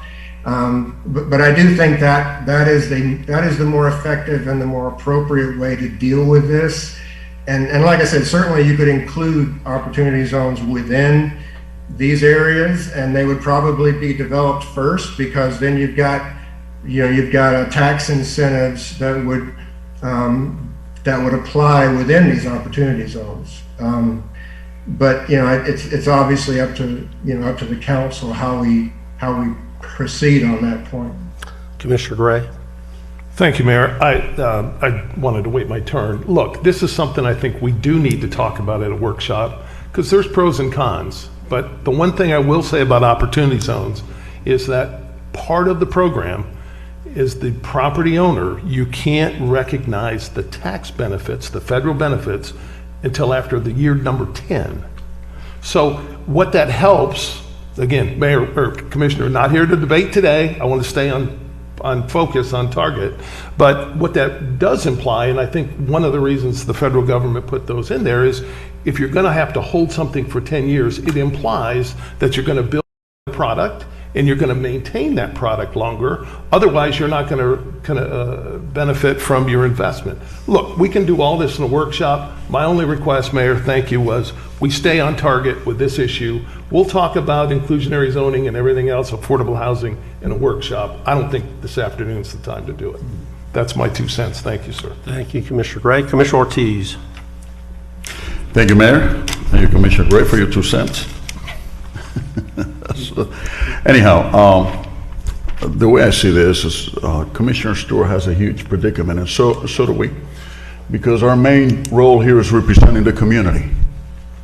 As the main role, besides anything else, businesses or whatnot, is the community. We're here for the community. We get elected by the community, and we represent them. Just like we always advertise and always fighting for home rule, well, this applies to our communities too. And I think this community wants a development. They do. They just want a certain type of development. And I don't know how many times, I heard three or four times the developer has met with the community or whatnot. I think a couple of times our staff were present. But I don't think we have been able to agree, even with this new change. I don't know the community knows all the particulars about this. So what kind of representation are we giving our community if we don't keep our community abreast of everything that is happening, and we don't have full participation, or at least the majority of the participation? As I said before, we're here to represent, not to impose, because then we stop being representatives. So to me, I think I'm eager, because I want to see that community strive. I want to see a good development. I think they have great ideas. I think there's certain things that may not be so great from the perspective of the community, but I do think that we can do something really solid, really good with the community here. We just have to sit at the table and do it right. We cannot just move on and try to impose on a community that have a history. And I'm not talking about a 2 or 3 years history. I'm talking about a long history.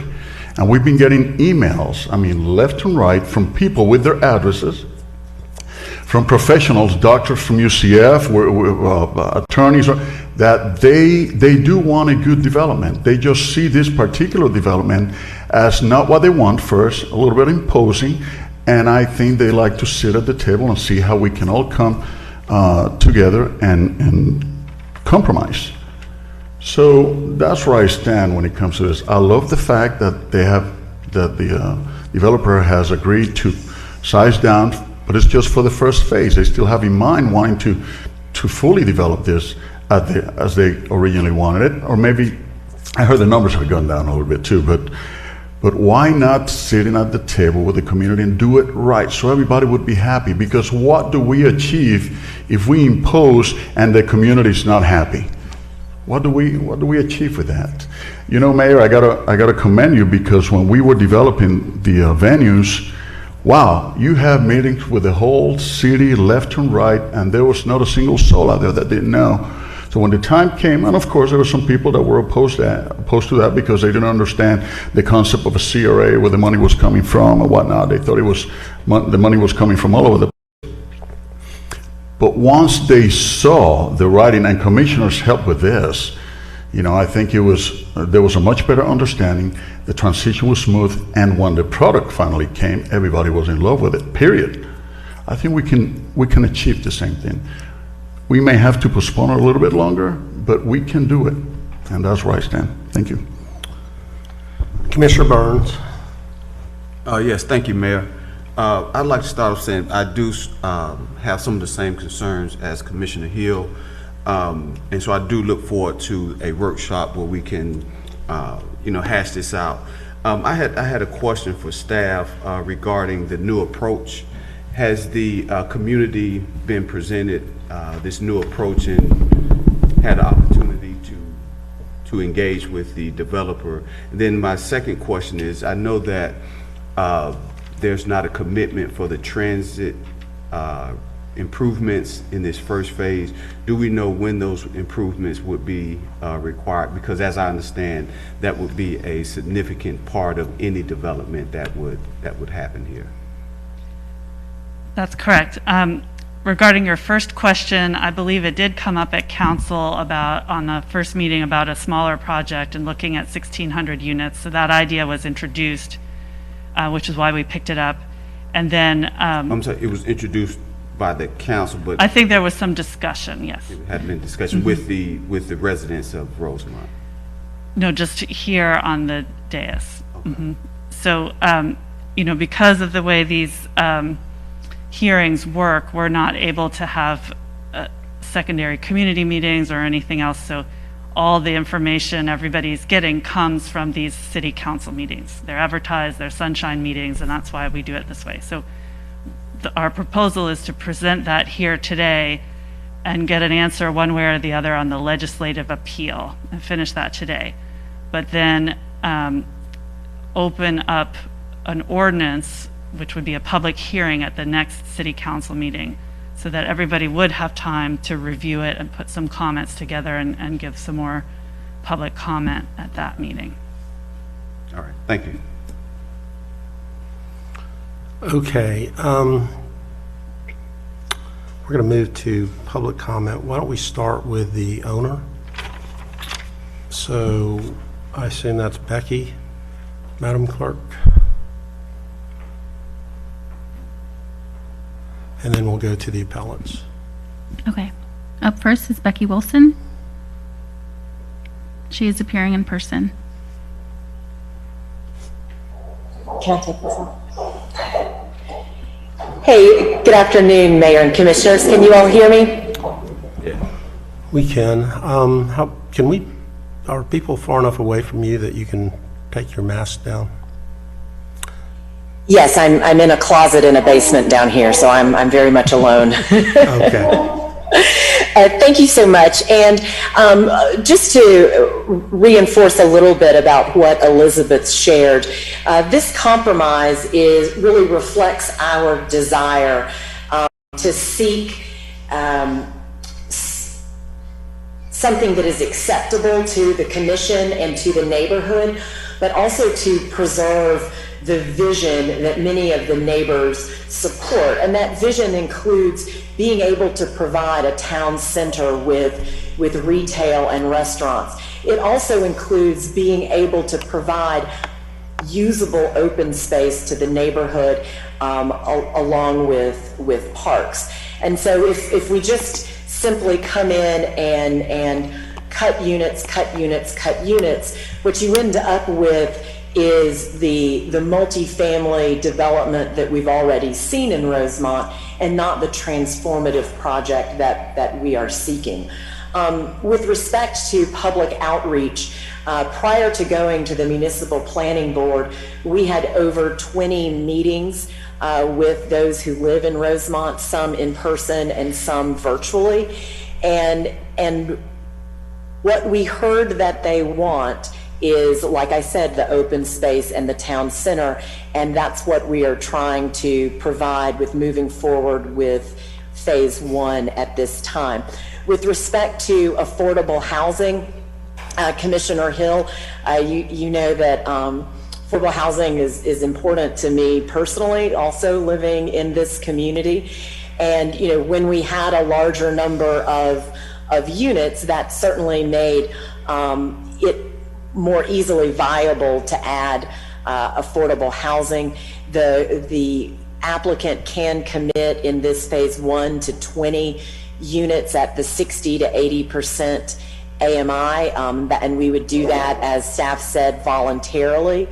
I know that we have worked with your office and others before when it comes to minority participation and really getting the word out. And so you would have our team's commitment, both with Commissioner Stewart's office and your office and any other commissioners who believe that their constituents are impacted or would benefit from this. And that goes to, you know, creating permanent jobs in this district, along with those jobs which are related to construction.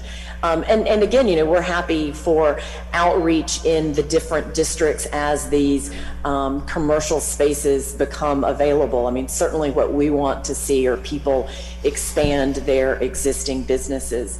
And just one last thing, when it comes to phase 1, and I think Elizabeth had it up on the screen earlier, that phase 1 is strategically located both adjacent to property that is currently zoned industrial. So you begin to have a nice transition from that industrial that's out on OBT into the town center, and then into the single family portion of Rosemont. I'm happy to answer any questions that you all have, and I just can't tell you all how hard staff has been working with us. I think even before the last 2 weeks, they had put thousands of hours into this project, and not on behalf of the developer, but on behalf of your constituents, in trying to negotiate the best deal they can with a lot of different factions. And just happy to answer any questions. Okay, and I'm going to reserve a little time for you. I think it's fair that if the appellants have 5 minutes each, and there's 10 of them, so they have an hour or something, that you get more than 5 minutes at the end. Okay, are there Appreciate that, Mayor. questions right now for Ms. Wilson, Commissioner Hill? I guess I just want to thank you, Becky, for your presentation, and I know affordable housing is near and dear to you, and you've been an advocate. So whomever the developer is should cheer you on, because you have really tried your best to get this done for the community. But I do want a little clarity.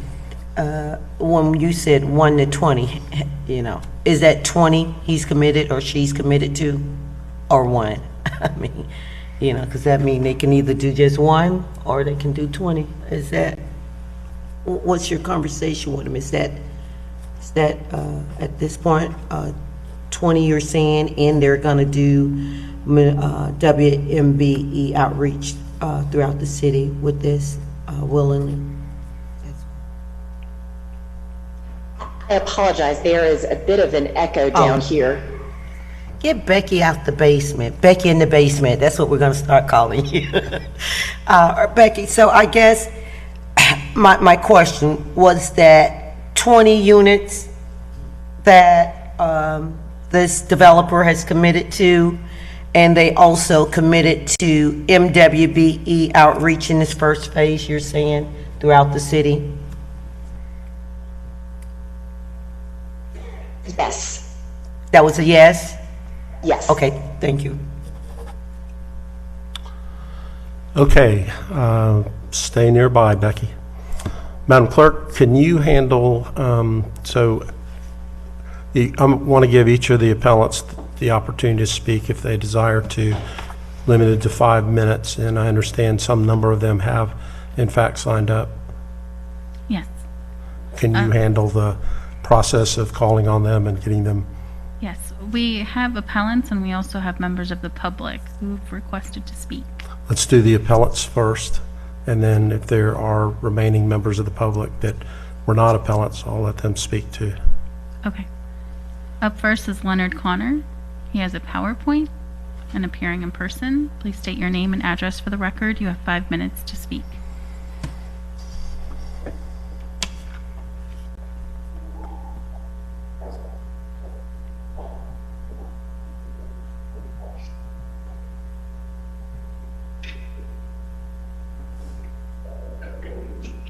Do I have to push a button here like before?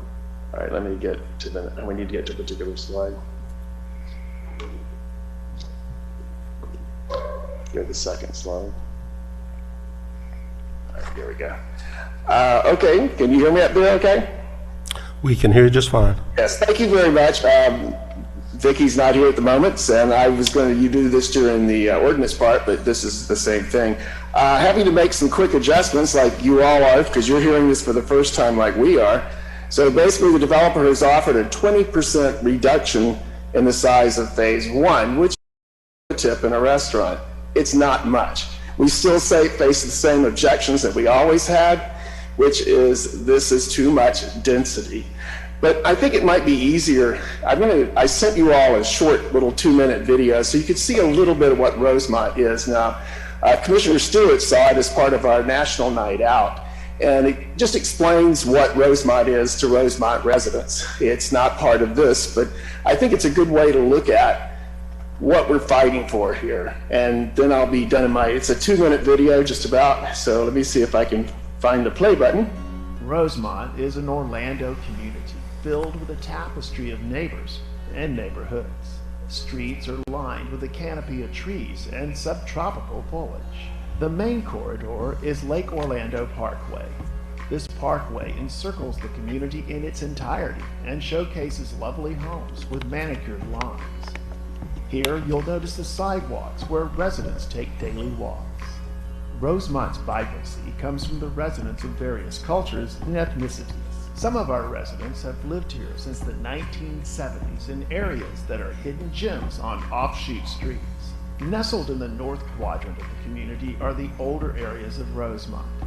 In keeping with the Rosemont name, there are streets with Rose monikers: Rose Petal, Rose of Tara, Rose of Sharon, Rose of Jericho, and Rambling Rose. Neighbors also live in the hamlets of Arbor Oaks, Camino Real, Golf Resort Villas, and Rosewood Colony.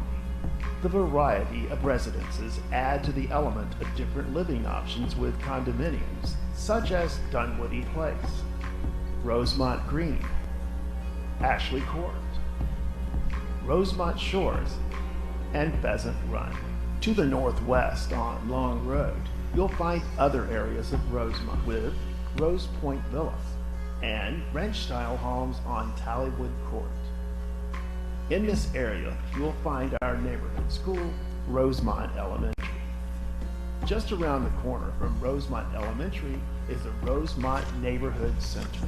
This facility offers a well-equipped exercise room, meeting spaces, kids' activities, and a beautiful swimming pool along with an after-school program. Soon, the new basketball gym will be complete and ready to serve our community. We also welcome our neighbors of Signal Hill on Lighthouse Road and Chesapeake Avenue.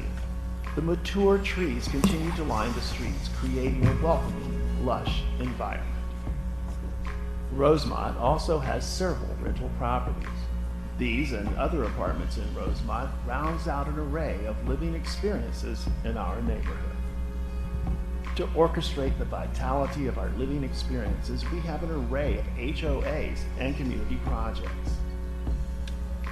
Their unity of purpose is to support each other in a safe and thriving environment. Welcome to Rosemont, a diverse Orlando suburban community. Well, as you can see, it's not close to being compatible with 10-story buildings and thousands of other single-family units or multifamily units. This amount of density, my math is going to be different now because they've reduced it by 20%. But basically what this amounts to is that the density is 2.5 times greater than Lake Nono. And it's more than 10 times greater than Baldwin Park. If they want to build us a Baldwin Park that has all the amenities, then build us a Baldwin Park. Not this monstrosity that's all rentals. This doesn't fit these 10-story buildings. So I hope that you will balance out the glossy brochures that you're being presented with our reality as homeowners and residents. And thank you so much for serving the citizens of Orlando. I know you guys work really hard and try to do your best in representing everybody. And I hope you'll keep us in mind. Thank you very much. Thank you. Next, we have Cynthia Enox appearing in person.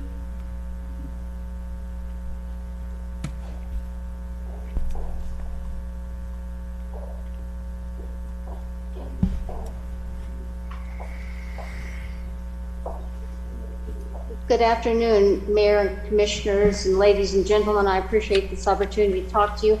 I have lived in Rosemont for 30 years. My parents were there for 40 years. We were some of the original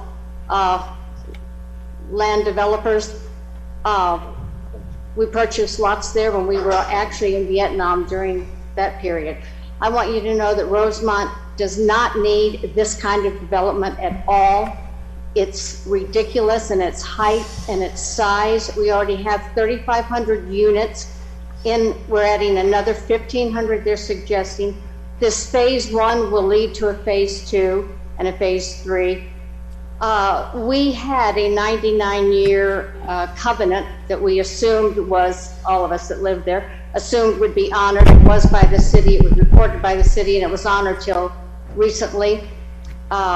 I am a member of the Save Our Green Space at Rosemont. We are large in number. There are very few people, by the way, that we can count that are for the Rose Arts Division. We have wildlife there. We have uncommon birds, rare birds, endangered species. We have canals. We have what they're offering to build on is soft soil, unstable soil. I think what the developer needs to do, in my estimation, is come back with a more thorough civil engineering plan. They need to look at the area. I don't think that that land is going to support 9 stories, 8 stories, 10 stories in our backyard.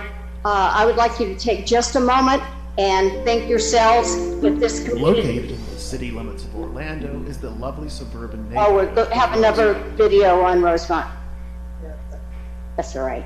I do appreciate it if you pretend that this development is in your backyard, whether you're in a gated community or not, where there'll be traffic, parking, overcrowding of your school. They'll open your gated community so that there's thorough, through traffic, because the city has actually opened some of our roads that made our area private. I am a little nervous because this is going to affect everything. It affects my family, my friends, my neighborhood, the entire overview of Rosemont. And we have extended ourselves to the people to please come out, look at our homes, talk to us. These community meetings were done at a difficult time and they did not have total representation.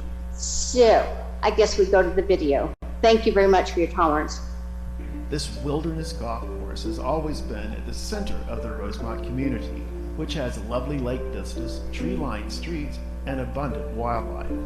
With the closing of the golf course 3 years ago, the wildlife has noticeably increased. Thanks to the city's zoning requirements, it's also been cut. The property was purchased for a bargain price by an investor hoping to get the zoning changed. With options on the property, no developer was able to get past the protective covenant. This covenant protected the homeowners from the golf course being developed without a 75% consensus from property owners in Rosemont. Now a new investor has come in with a different approach. He hired a well-known local law firm to declare the citizens' covenant no longer valid. He's also being held by the declaration that this once golf course property qualified as an opportunity zone. The opportunity zones are supposed to be, quote, an economically distressed community under certain conditions may be eligible for preferential tax treatment, end quote. The suburban homes surrounding Lake Orlando and the former golf course property are not a distressed community, as you can see from the yard signs opposed to the development. All these homes are either within 100 yards of the property or connected to it. If the developer wants a true opportunity zone to redevelop, the rundown strip malls and closed businesses on Highway 441 would be a good start. The covenant-protected golf course should never have been designated as an opportunity zone. Our suburban homeowners do not want urban downtown mid-rises, the population density to increase, or the atmosphere of Rosemont being destroyed. We ask that you continue to protect our suburban community within the city limits of Orlando and honor the signed agreement between the city and our homeowners.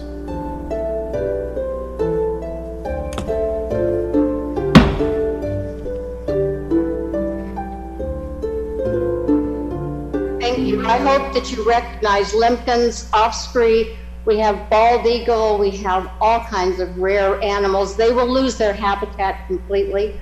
I suggest and ask that we deny any building until further investigation. Thank you. Thank you. Next is Richard Stitzkin, appearing via Zoom.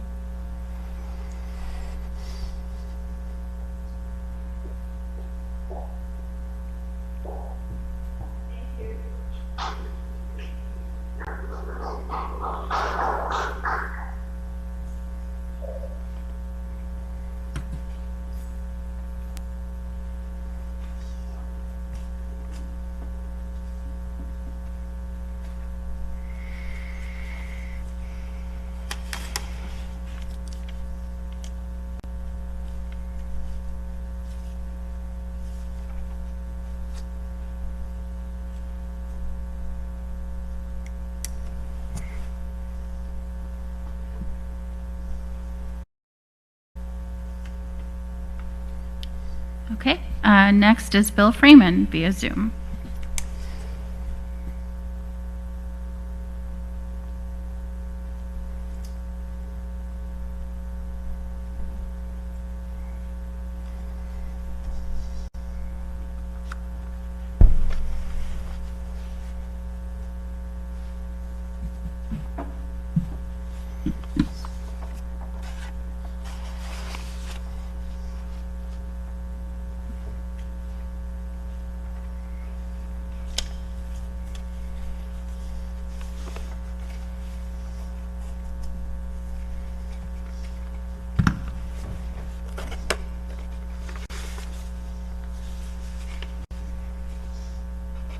For those appearing on Zoom, please unmute your device.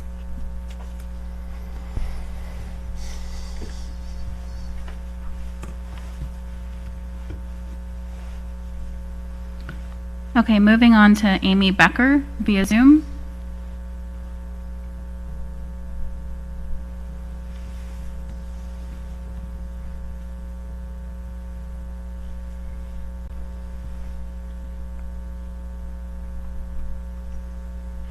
True. All right. We got a winner.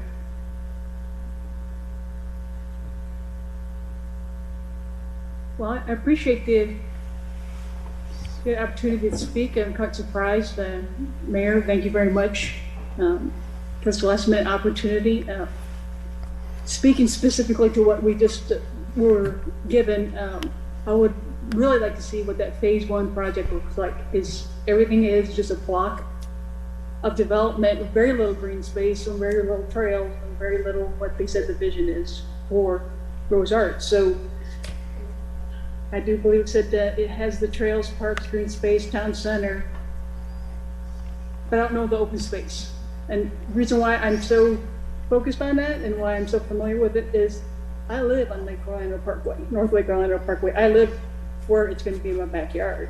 So I am very familiar with maybe 70 feet from my backyard is going to be a road or 70 feet, 140 feet, I might have a 5-story building. It looks pretty much like it's almost all developed except for a strip of green space down the new Spine Road. So if we're proven, are we proven to go and revisit what this plan looks like? Because just falling back in phase 1 saying, okay, where to go, does that even fit? Is it accessible? Does it provide what it's supposed to provide? And as for all the lovely animals and birds and such, that would be my photography, a lot of it. That's my hobby. We have huge amounts of native environment where we have a ton. It would be great. We have, I don't have to do, let's say, several hundred years old. We have live oaks that are huge. We have cypress that are huge, or clumps. So they're actually not, but they're in an area where there's water. They're in an area like that could be an amenity.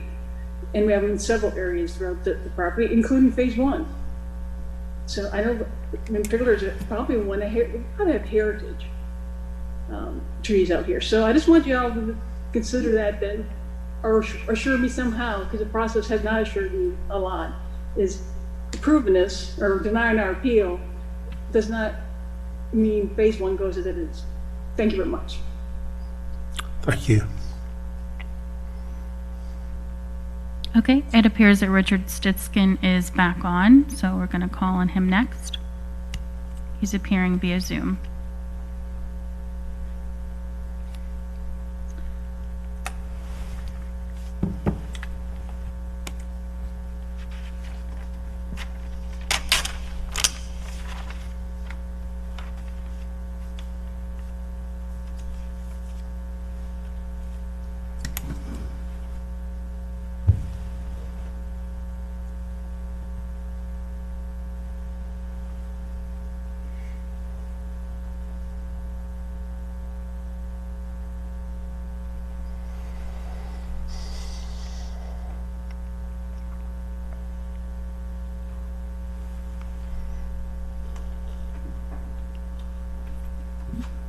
Mr. Stitskin, you're on mute.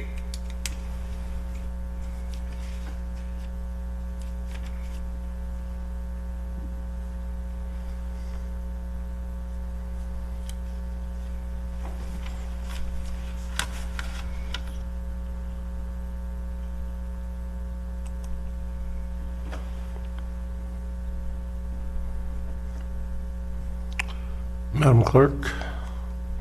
He is not unmuting his device. If you can please unmute your device.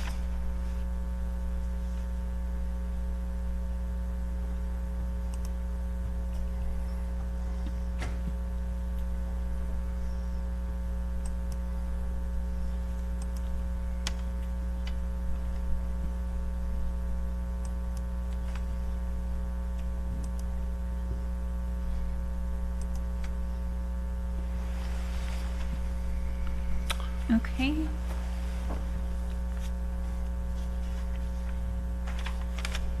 We're going to go on to Charlotte Kendall.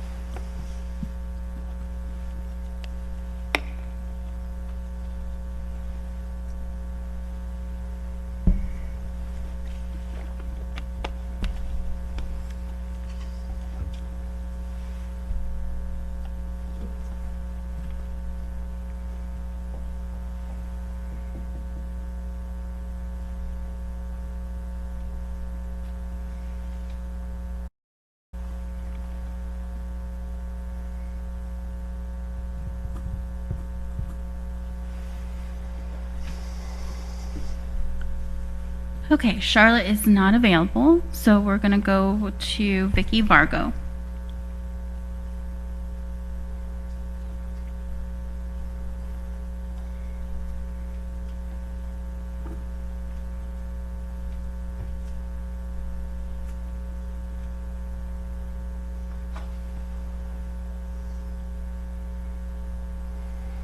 Vicky is appearing in person. Please unmute the public comment device.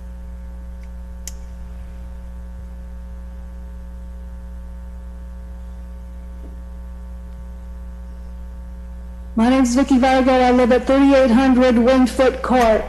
And Mr. Mayor, I'm going to object to the due process of this proceeding. We spent hours walking the neighborhood, passing out flyers to all the homes with instructions on how to speak at Orlando City Council. And 3 days ago, Roy Payne deemed that we could not speak at the legislative appeal, and all those people who signed up got emails from the clerk of the court telling them that they couldn't speak. And here we are today, and you're opening the floor for them to speak. This process is not right. This is not a fair process. Those people should be here. So they talk about all the meetings that they had. What they didn't tell you is what the people asked for. The people didn't want 9 stories. Sure, bring us an urban village like Baldwin Park, but not 9 stories. Nowhere around is there 9 stories. From downtown, Packing District's 4 stories, Baldwin Park is 4 stories. They told him, we don't want 9 stories. So one of the things they're asking for is urban village designation, GMP policy 2.44 and sub-area policy 1.4. Mixture of land uses and density. Mixture. Where's the mixture? All multifamily is not an urban village. That's not a mixture. Preserve conservation areas. They are bulldozing every tree in phase 1 and the other phases. Bulldozing them. Area-wide benefit to the community. Okay, so you can't talk about opportunity zones per se or make a decision on opportunity zones. Well, you can, according to the urban village designation under the growth management plan, make a decision based on area-wide benefit to the community, and I can tell you there is none. So when Jacob Hall first came to us with all their meetings, they said, this is going to be great. We're going to bring you a Whole Foods. And I thought, Whole Foods, Publix moved out because of loss prevention and so many people were stealing. Plus we have one down the road in Winter Park, 3 miles away. Grocer, we need a grocer. We've got a Walmart, Super Walmart, 1.7 miles away. Both Walmart and College Park Publix, by the way, delivers to Rosemont. I want you to think of the homeowners in Rosemont, especially all of us are important, but the African American homeowners who have worked so hard to build wealth through their homes.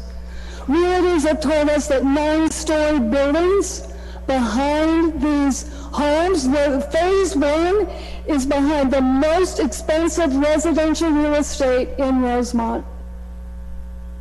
And it's going to destroy their property values. Is this the precedent you want? Do you really want 9 stories in Metro West because the developer owns property in Metro West, including vacant land? Do you want 9 stories around Lake Cherokee? Do you want 9 stories around across the street from the homes in Lake Maine? The homes on Rock Lake? And then be told, there's no area-wide benefit? Rosemont's an opportunity zone. Where's the area-wide benefit? This is nothing more than a tourist trap for investors. This is just a way to find people who don't want to make a profit. They don't care if it's successful. Let's just get our tax credits. Let's see how much building and how much density we have to have, because then we get more tax credits. And Jacob Hale told me and Chaz McIntyre and another person that he doesn't work, he's interested in phase 1. So all the parks and everything they're going to build, they were going to be built on phase 2. The area-wide benefits on phase 2. It isn't even on phase 1. Phase 1 is 28 acres. Even if you leave in the I mean, that includes your retention ponds, the roads, that's still 57 units an acre. 9 stories. I mean, do you really think that a developer can't make money on this piece of property with a Baldwin Park project that's 4 stories, or a packing district project that's 4 stories? There's nothing. People told them over and over and over again that what they wanted. And this is not what people in Rosemont want. Yes, they want an urban village like Baldwin Park, but this is not an urban village. It doesn't have a mixture of densities. It doesn't preserve our conservation areas, and there is 0 area-wide benefit to the community. Is my time up? Did I hear it? Your time is up. Thank you.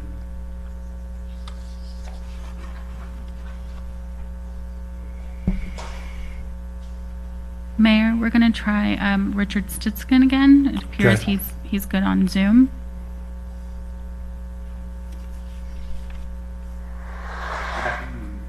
Good afternoon. You can hear me, correct? We can hear you, yes. Thank you very much. Thank you. One of the things I wanted to bring up was, we have a lot of people listening to this meeting, and I appreciate it. But there isn't one person in this meeting who would live in any of the existing apartments, in village apartments in Rosemont. Right down the street from the proposed Rose Arts is Village Apartments, with depraved roofs that have 3 or 4 colors on them and not being fixed. All they ever did was paint. There is no way anybody who drove around Rosemont would move into something sophisticated, a Taj Mahal in my backyard, if they had right down the street apartments that are falling apart. Let's get together and let's help Rosemont. I'd be glad to get together in the apartments and village apartments and talk to the managers who won't even talk to the people who live there. It takes them a week to even identify a problem. To try to teach the people, to help the people, black or white or purple, how to improve their backyard and realize, I grew up in an apartment complex in Stamford, Connecticut. My parents didn't have very much, but we got together as a community. These people need to know how to improve where they live and be proud of where they live. We're not concentrating on that. We're allowing, again, a Taj Mahal to be built in my backyard, and we're letting everything else go downhill. Westmoreland is a beautiful example. Nobody wants to live south of 50. They all want to live north of 50. That's exactly what's starting to happen to Rosemont. Rosemont Plaza is a half a mile from this beautiful resort, Rose Arts, they want to build. I complain almost daily, and Commissioner Stewart knows it, of people parking anywhere they want, people selling in the parking lot illegally. No one does anything about it. The police come over there, and I appreciate it, and chase them away. But this is horrible. We have a neighborhood that's going downhill, and we're not doing anything to improve it. And if you want a building again, a Taj Mahal in my backyard, it's not going to work. It's horrible to think of 7 or 10-story buildings, but it's not going to work. You have to take care of what our problems are now. And that's not what we're doing. We're not improving our neighborhood. We complain about people speeding. They go 50, 60 miles an hour in front of my house. You have a road that they're talking about exiting on Lake Breeze. Has anybody ever seen Lake Breeze? How can you exit on Lake Breeze? You can't make a left-hand turn, it's illegal. You'd have to make a right-hand turn, you can't cross a double yellow line. Can you allow 5,000 cars to exit on Rosamond Drive? You know, one of the commissioners brought up about it, we looked at the traffic situation. You can't have 5,000 cars all exiting on Rosamond Drive. It's a 2-lane road, or a 4-lane road, but still, there's no way cars can access on it. The plans that they're talking about are for some other place. You talk about Baldwin Park, who knows where. It's not for Rosemont. It doesn't fit. Unless the city approves other exits, other roads, 2 roads will not work. It's not planned very well. I'm not objecting to a change. I'm not objecting that something has to happen to the golf course someday. Some improvement, I don't know what it is. But this doesn't make any sense. It doesn't help for the local people. It doesn't help for anybody in this area. It's a selfish way of somebody making a buck. And that's not the way we work ahead in this country.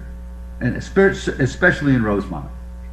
Go around and the city council, drive and look at the village apartments and to see what they look like. Almost every one of them is absolutely disgusting. The roofs, as I said, have repair everywhere.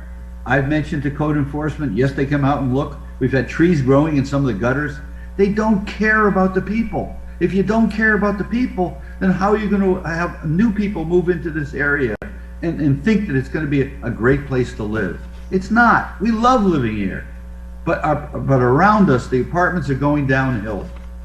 And let's all get together and come up with solutions. I'd be glad to get involved with anybody and talk about how we can turn around this neighborhood and make it more acceptable. Thank you very much. Thank you. And we're going to try again for Bill Freeman via Zoom. Can you hear me? Yes, we can. Okay. I just sent in 3 points, and I'll be brief. At the last meeting, I heard Becky Wilson suggest that Rosemont is not a suburban neighborhood. Now that statement alone by the representative of this developer is a little bit ridiculous. It's not her decision. She doesn't live in that neighborhood. So the developer is trying to say, I guess, the reason that we can put 10-story buildings in a single family, mostly single family and low-rise residential neighborhood is because we're fairly close to downtown Orlando. But I would consider College Park a suburban neighborhood. Rosemont's a suburban neighborhood. Winter Park is a suburban neighborhood. So that statement alone that caught my attention at the last meeting. I think Commissioner Ortiz is right. The Municipal Planning Board, which is volunteers, and the City Council, and Mayor Dyer, you guys are here to serve the City of Orlando and its residents. And I live in College Park at 1329 Anchor Court, and so I've had some experience in the past and built a couple of houses in Rosemont back in the 70s. So I'm familiar with what's happened to those residents out there since the original development with the addition of rental housing and some apartments and that sort of thing. And the idea of what we're talking about now is just another slap in the face against people that have been committed to that neighborhood and lived in there for decades. And so I just would hope that, as Commissioner Ortiz says, this thing needs to be vetted better. There needs to be more research on the infrastructure that's ridiculously unplanned before we approve this. And more importantly, I think the developer needs to sit down with the people that live out there around a table, not having a presentation and 5-minute deals or doing it in front of the city council where people are working every day and don't have time, but let's really sit down and come up with something that makes sense for the neighbors, makes sense for the developer, because nobody out there is against some development with this property. I think it can be a great thing for the neighborhood and a great thing for the city of Orlando. But this kind of density and this kind of high-rise development close to residential neighborhoods just doesn't make sense. And the last thing, I just don't understand what the rush is on this. And this appeal should have been approved at the last meeting. And I would encourage all of you to approve the appeal. And then I think they can do it fairly quickly. Let's sit down, not me, but let the residents and get a committee of people that are opposed to it, that are for it, and let's sit down and work at something that's workable for everybody, and it'll be good for the city of Orlando and the surrounding community.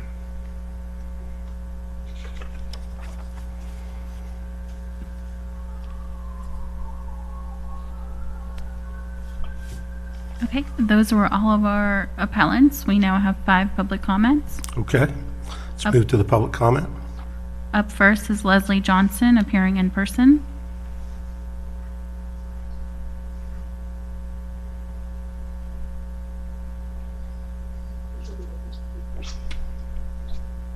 Good afternoon, and thank you for listening to us.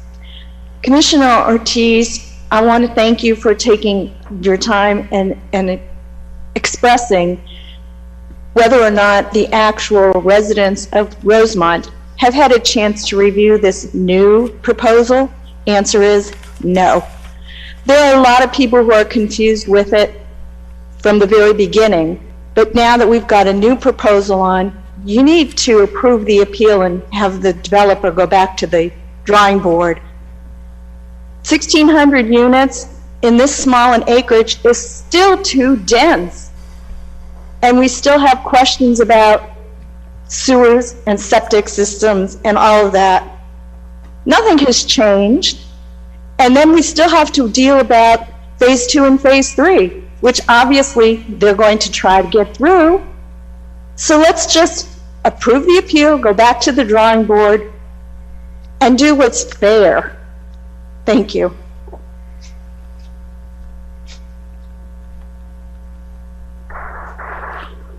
Next is Brent Spain, appearing in person.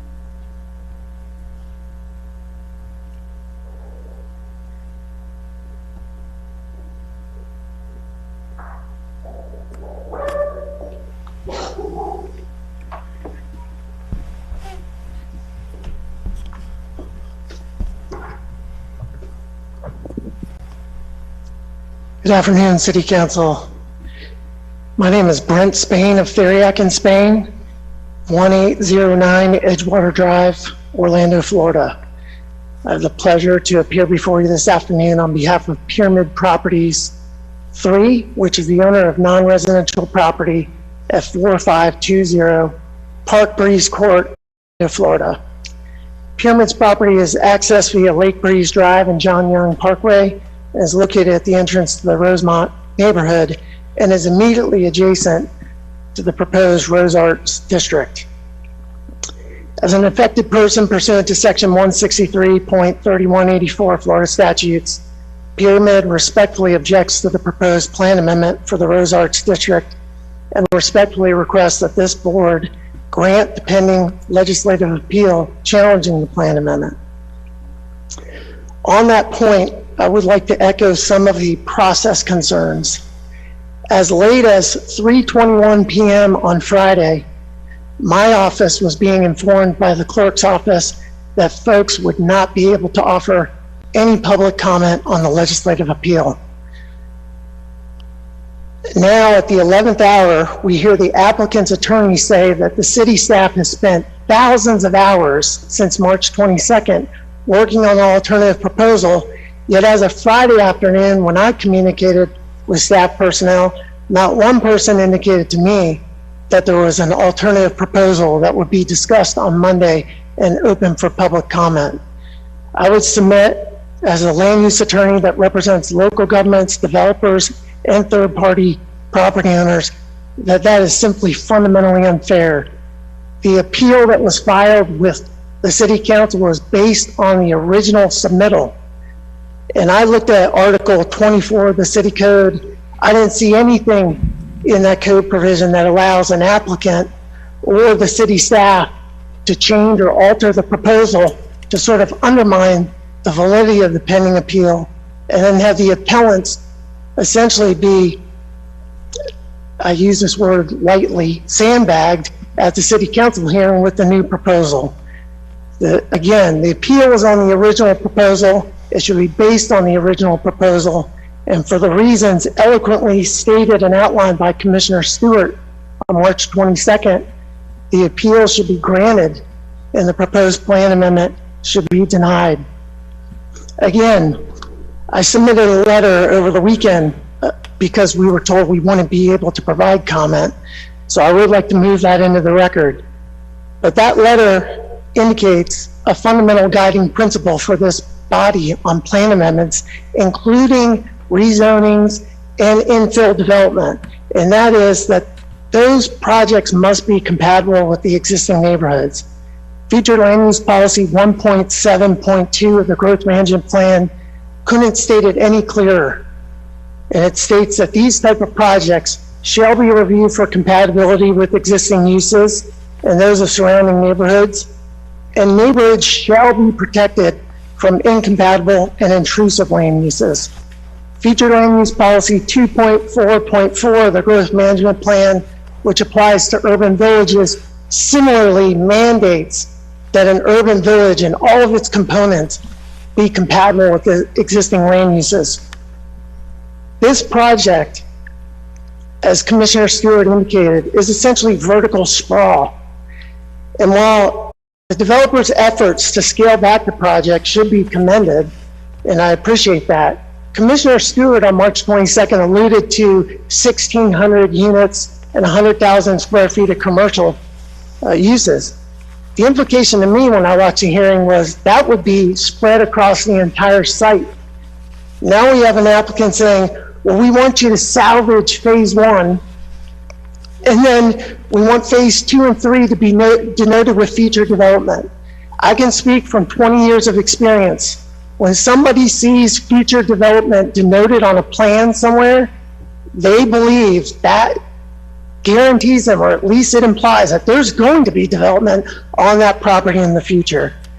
So I would ask this board respectfully to uphold the appeal and deny the plan amendment. As the other speakers have said, if a developer wants to submit a modified proposal, then they can do that, and there's a process for that.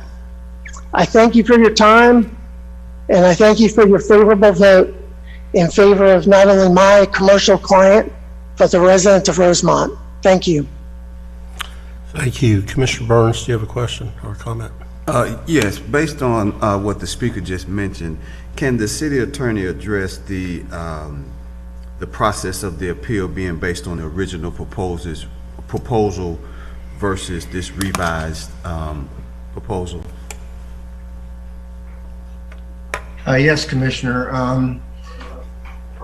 You know, City Council has the authority to fashion a compromise or, you know, adjust a request in their legislative capacity.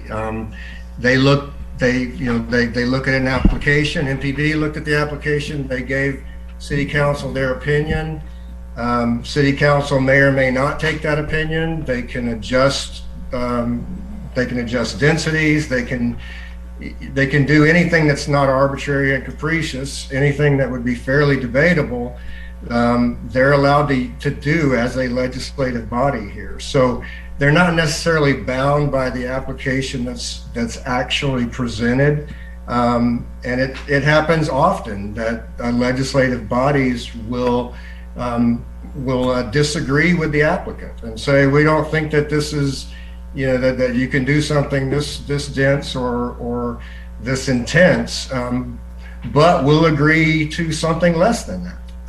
That is within your authority as the legislative body.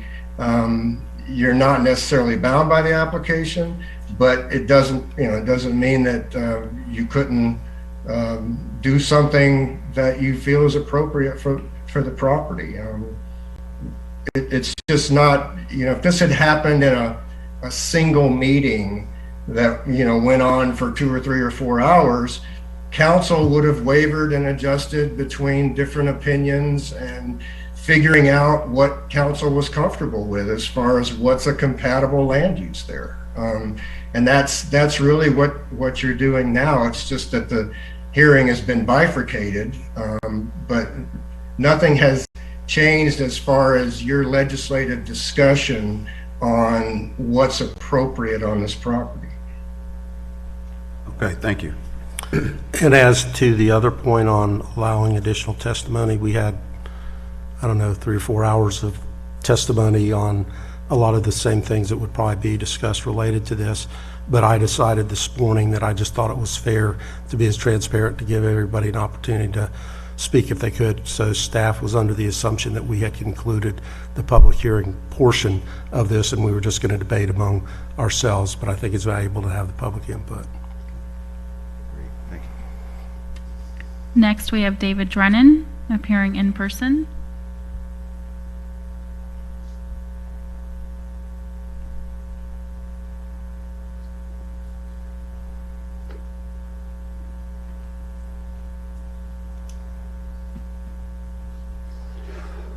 Good afternoon.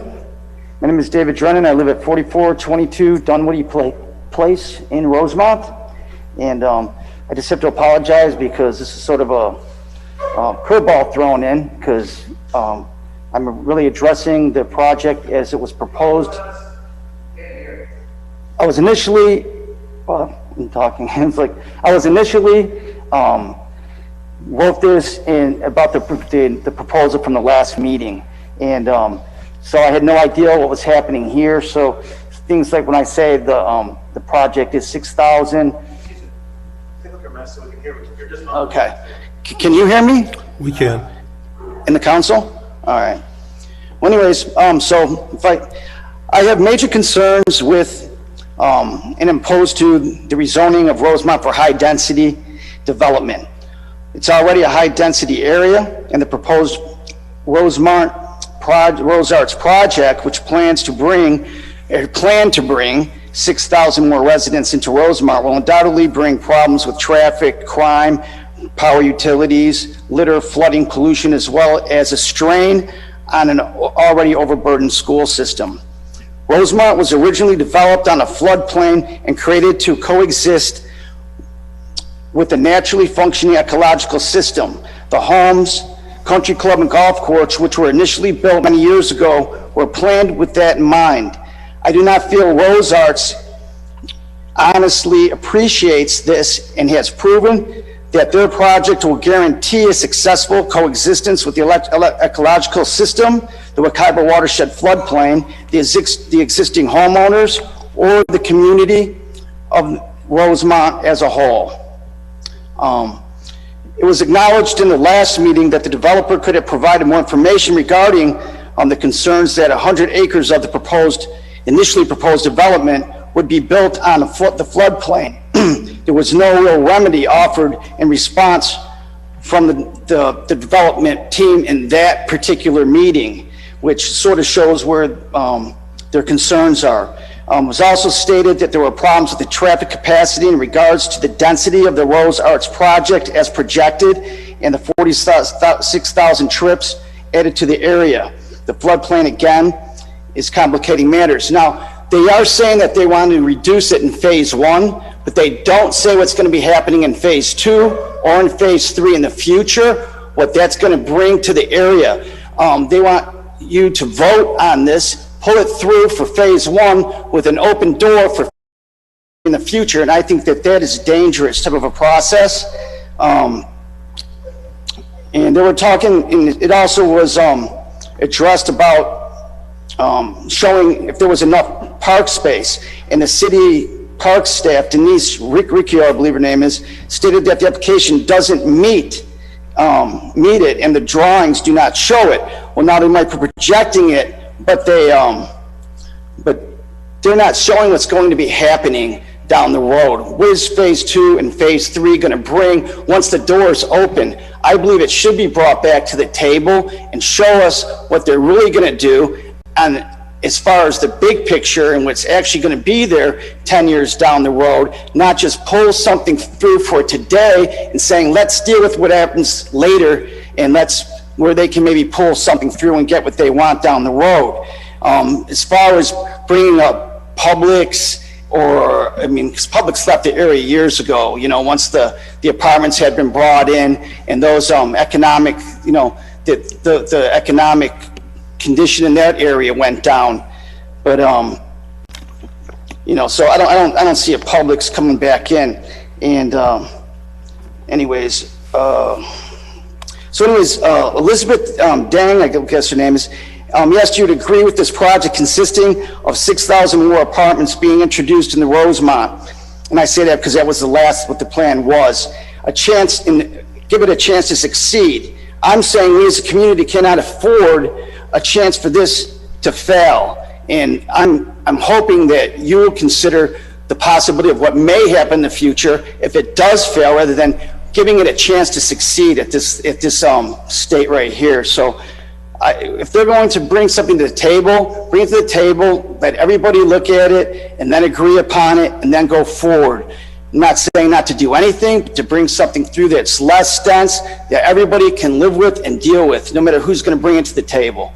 Thank you again, and again, I apologize because I had something else written down, and it was for, I had no idea that this was happening with the decrease and all that. That was something sort of blindsided me. So apologize about that. And have a good day. Okay, thank you.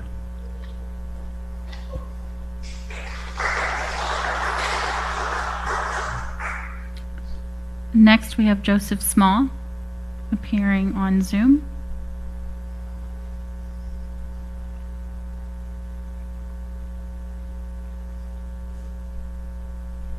Please unmute your device. I'm Joseph Small at 3960 South Lake Orlando Parkway for 40 years. And I'd like to defer my time to Vicky Vargo. The issues have changed so much and it's fluid here, but I think she has all the facts that I want to present. Can I defer my time to Vicky Vargo? Yeah, under our new rules, I don't think, Kevin, how did we come out on that, on deferral of time?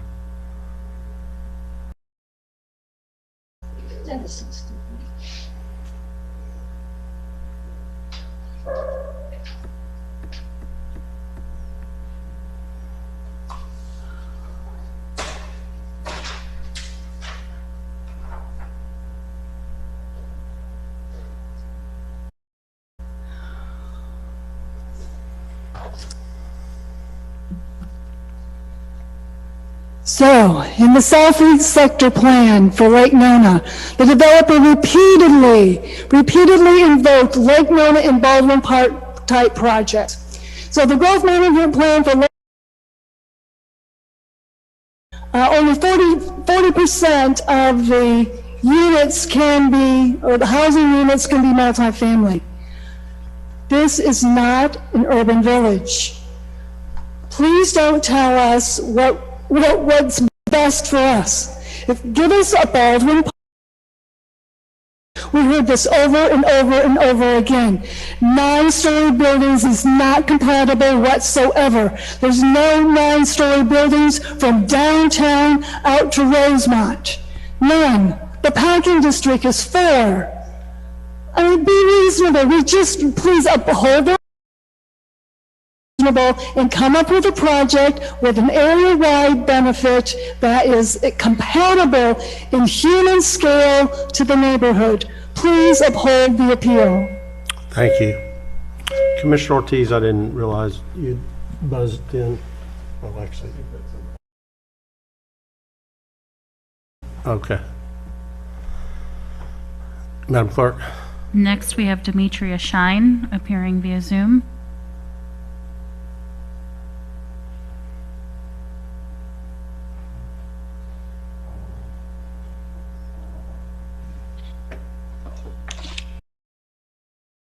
Demetria Shine, 3-8. Demetria Shine, 3844 Iron Wedge Drive, Orlando, Florida, 32808. Good afternoon, Mayor and City Council members. I have been a resident of Rosemont for 10 years. Against development, but I am opposed to the original Rose Art District and the modifications that were mentioned earlier this afternoon and currently under consideration due to lack of clarity. The plan now calls for multifamily housing with 1,600 apartment units in the other phases. As mentioned in previous meetings, traffic concerns have not been properly addressed, and neither the impact to our schools or the environment. The sheer magnitude of this project is not appropriate for this neighborhood and will change its dynamics. A development such as what you find in Baldwin Park, Lake Nona, or what is underway in the Packing District is appropriate for this area.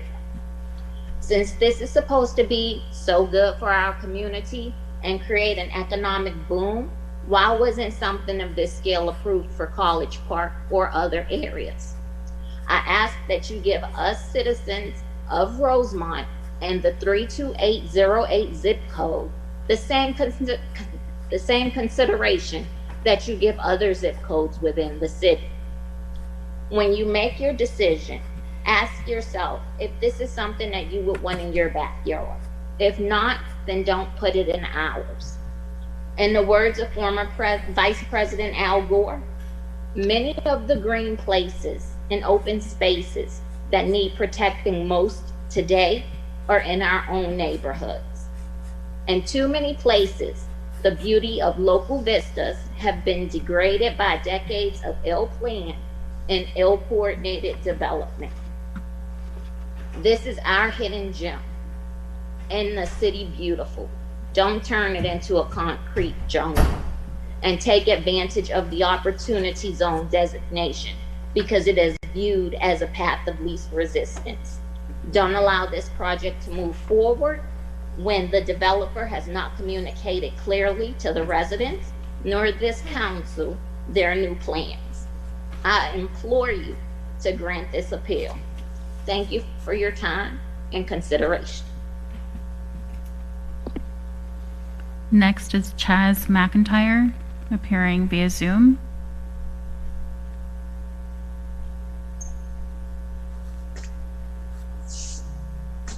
Hello, this is Chaz. Can you hear me? Yes, we can. Thank you.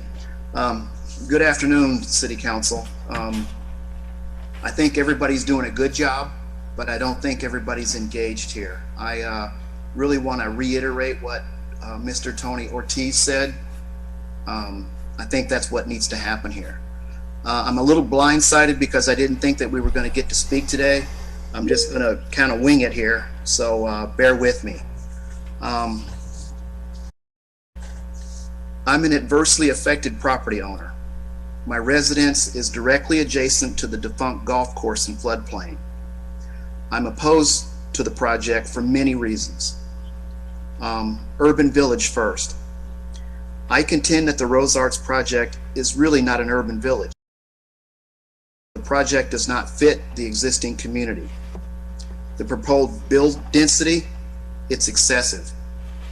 There are no other housing products offered within the proposal other than apartments, and Rosemont already has more apartments per acre than anywhere else in the city. So, like everybody else, there's been a lot of good people from our community to speak today, and they're all saying the same thing, and that's really good. Stormwater. I've done my own research concerning the floodplain. The land behind our house goes underwater during heavy storm events, so we have a stormwater management system in our backyard to mitigate flooding. I engaged Lisa Henry before she retired from the city, and our system was not within the city's inventory. However, I did do my own research. Our system gathers, routes, and discharges stormwater runoff into the floodplain.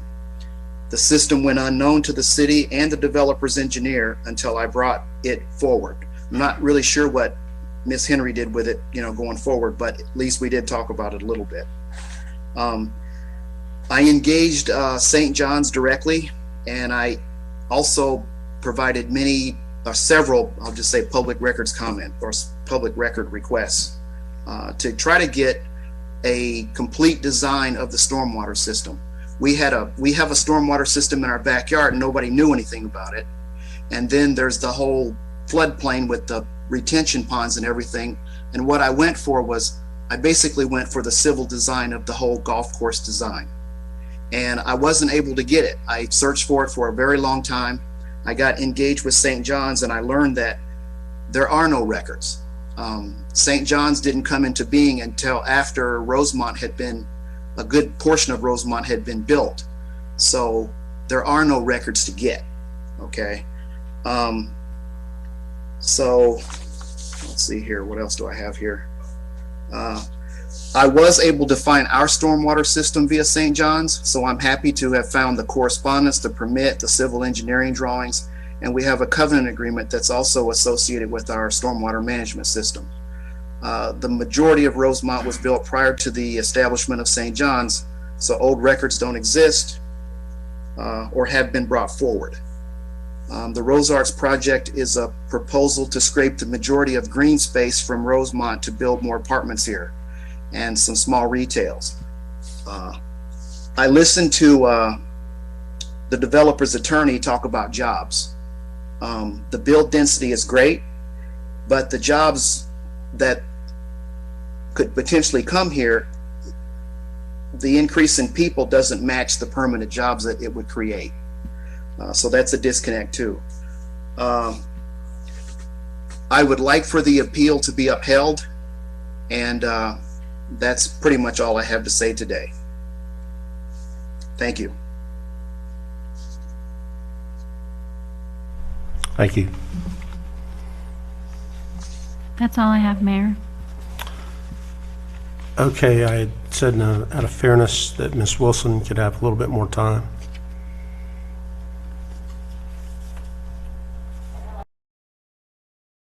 First, at the last meeting, we also had many supporters in favor of our project, but based on the same premise that we did not know that this was being opened up to public comment, we didn't have them show up today. So there hasn't been any type of unfairness to one side or the other.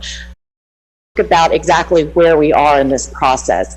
The city of Orlando has an unusual process where someone is able to file an appeal of the MPB recommendation and a quasi-judicial appeal, which is what's next up on the agenda. So what we're asking for you all to vote on at least the legislative item, hopefully also the recommended order item. And then at that time, staff will be directed to go back and amend the GMP and amend the PD ordinances to be considered reduced request that's pending before you today. There's a lot of allegations that we don't have this information on certain things. For example, schools. If you look in the staff report, both Rosemont and Killarney Elementary School have capacity. Rosemont has. With regard to stormwater, we actually have an entire engineered plan. GAI is our engineer, ready to submit to the city and to FEMA, which would demonstrate how we will handle both stormwater and compensating storage. Ortiz, I appreciate the suggestion that we should go back to the neighborhood. We have been in this neighborhood, and you see it today, the competing desire between they want open space that they can use. Now they claim the open space, but remember that is private and no one is supposed to be on that golf course right now. So to have publicly accessible open space and parks, and to have the walkable, pedestrian-friendly retail and community that they desire, need density in order to create that. This project has never been 10 stories. It is 8 stories. There's a maximum height of 100 feet, which is 8 stories, and you do have 100 feet as your maximum height in the example where it's across the street from single family. I'm happy to answer any questions that you all may have with regard to the deed restriction issue, which really, again, it was never recorded by the city. Looked at it, our title company has looked at it. The special magistrate who went through an entire day of a hearing has looked at it, and so has your city attorney. So with that, we request that you deny in part the to move forward with us to look at this reduced request. Happy to answer any questions. Are there any questions? Commissioner Stewart? Yeah, Becky, if you can hear me okay? I sure can, thank you. Yeah, I noticed that in the first couple of comments that were made, there's probably some confusion as to what actually is moving forward. So I always make it clear from you, if you don't mind. The comment was 1,600 units, and then it was a comment of reduction of 20% of phase 1, and then a comment of somebody saying 1,500 units. Will you go on the record now and tell us exactly what the plan is? Correct. Your staff, when we originally asked for phase one, it was a little bit larger. And based on the transportation analysis that came back, what the Municipal Planning Board considered and recommended for approval is that phase one would be 1,600 units and that the commercial would be 100,000 square feet. It's 1,600, not, that's, I think probably, the zooming is not helping us out a little bit, but that's 1,600 units? Yes, sir. Okay.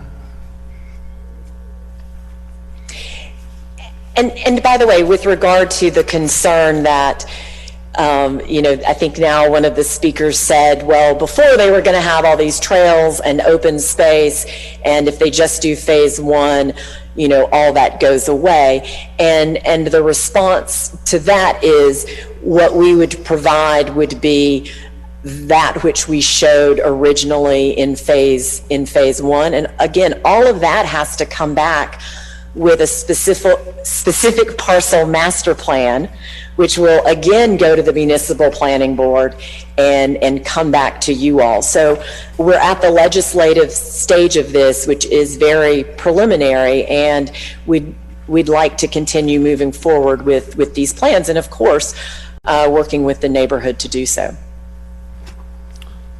Do you have anything further, Commissioner? No. Commissioner Ortiz? Thank you, Mayor. It's a question about protocol. It's not for Becky. It's I guess for our attorney.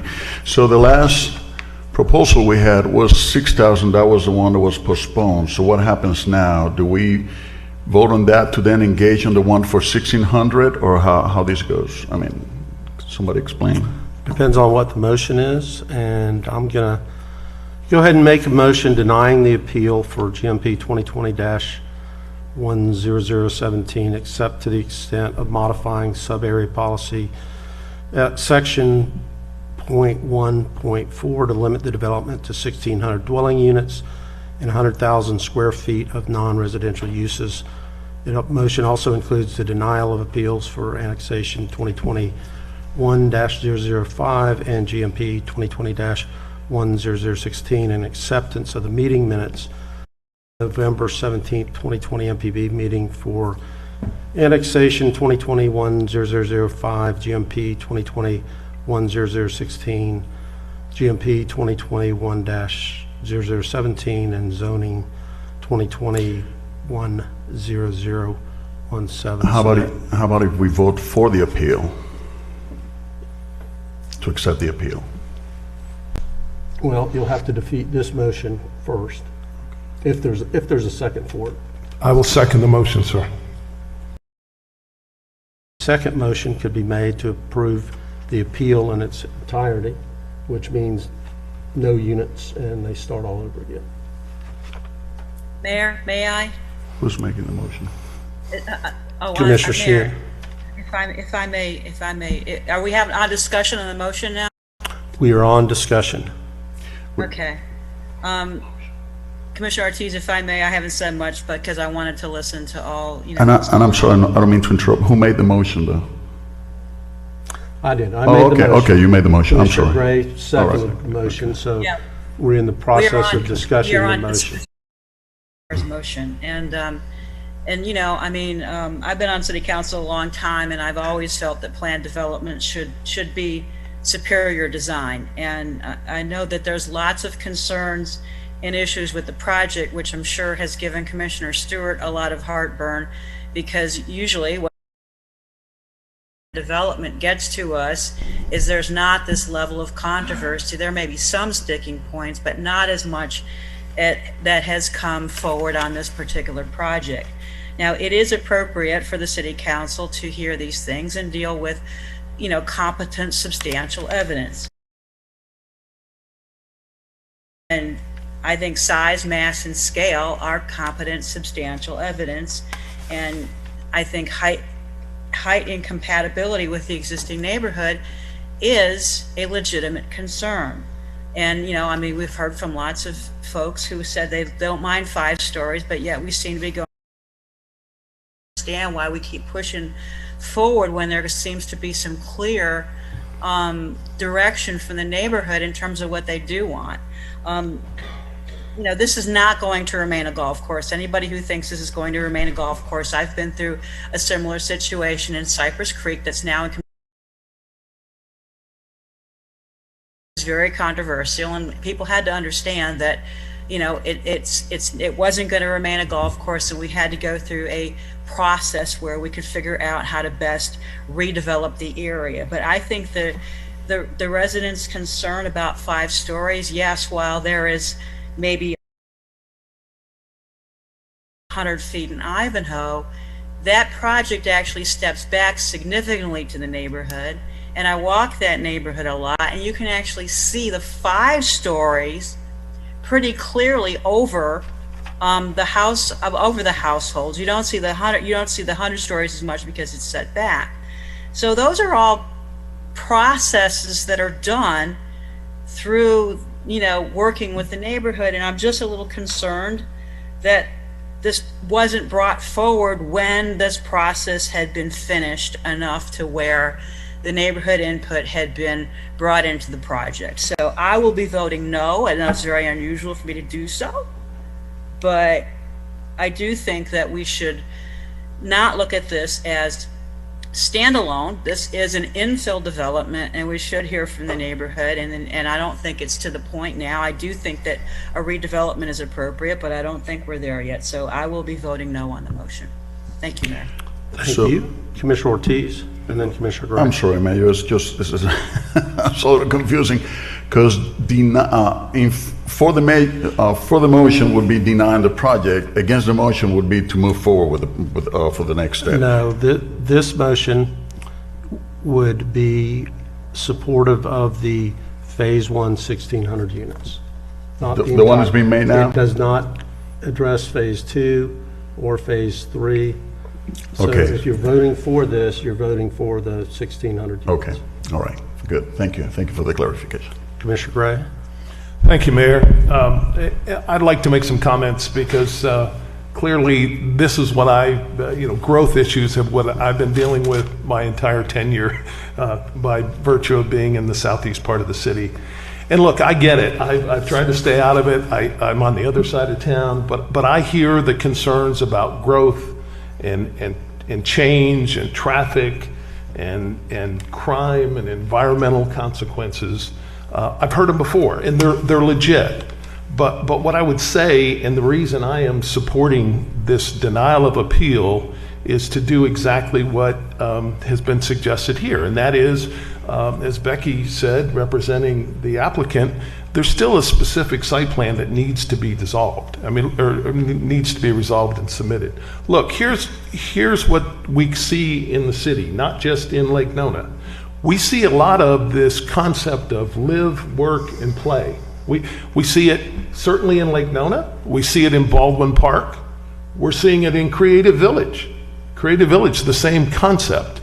We're going to see it in the Packing District in College Park. And there's other areas. Altamont Springs, perfect example. Right around the mall, there's residential, there's commercial. That's what people want today. Why? Because they want to live, they want to work, and they want to be able to play, which is shop and dine, etc., without having to jump in their car or get in mass transit and go somewhere else to do it. And so I think what I would say to the residents of Rosemont, look, it's not my community, I get it, but I've heard this argument before, and when I look at, I'll use my example in Lake Nona, it happened. I mean, when I moved to Lake Nona 16 years ago, Narcoossee Road was a 2-lane road. Today it's 6 lanes. So talk about change. We have been the fastest growing part of the city, and our residents, my neighbors, have had to make a lot of changes, and it's not without some inconveniences. Clearly it is. But what have we got out of it? We've demonstrated by proper development, and proper development requires community input. And the challenge I see here, and what I am suggesting to the neighbors of Rosemont, is the inappropriate answer is no, no, no, not in my neighborhood. I would suggest the appropriate answer is, how can we sit down and try to come up with a development program that allows you, the developer, to provide what you think is appropriate and at a profit. Because if they don't make a profit, it's not going to work. But at the same time, I don't know a single developer that wants to come into a neighborhood and have all of the residents against them. They have an incentive to be in step with you because you are their number one customers. And so I think if done correctly, it can be positive. But I think what we have to be careful of here is a message I continue to hear and I read in the emails I got, which is this: we don't want an out-of-town developer coming to Orlando. Guys, that's scary because look, capital investors have choices. And if the word gets out that City of Orlando is not a welcoming place, guess what? That capital is going to go elsewhere. And the challenge for us is we're not a big enough and a long-standing enough city to have enough capital in this town to grow this city like we want it to grow. If we lived in Pittsburgh, where you've got a lot of family foundations, if you live, in Philly and some of the other Northeast cities that have been around for hundreds of years, they've got the financial horsepower to support their own investment. We just don't have it here in Orlando. We will someday, but it's not here now. And so I think we have to be very careful when we send a message to out-of-town developers, in this case, Miami. How dare you come to Orlando from Miami? That's scary to me. So I think we need to temper that down a bit. Doesn't mean we roll over and play dead. Doesn't mean we let them do whatever they want to do. But we have to have a welcoming environment, in my opinion, or capital is not going to come to Orlando. It's going to go to other cities. So with that, the final thing I'll say is I've heard a lot about the environment as well. Well, we've had a ton of development in Lake Nona, and I was not surprised to see that the city does water testing on every lake we have in the city. Guess which one is number one? Lake Nona. And we have an airport on one side, we have development around the other, we've got a United States Tennis Association training facility on the borders of the lake. It can be done, but you got to have the right developers and sponsorship, and you got to have the community that gets involved and works with the developer. We have a 13-story hotel being built in the town center at Lake Nona, right? I can see it from a half a mile. We have KPMG's training facility. It can be seen by residential units in homes. But I think the difference there is the neighbors have embraced it, worked with KPMG, worked with Tavistock, worked with others to try to get other things like parks.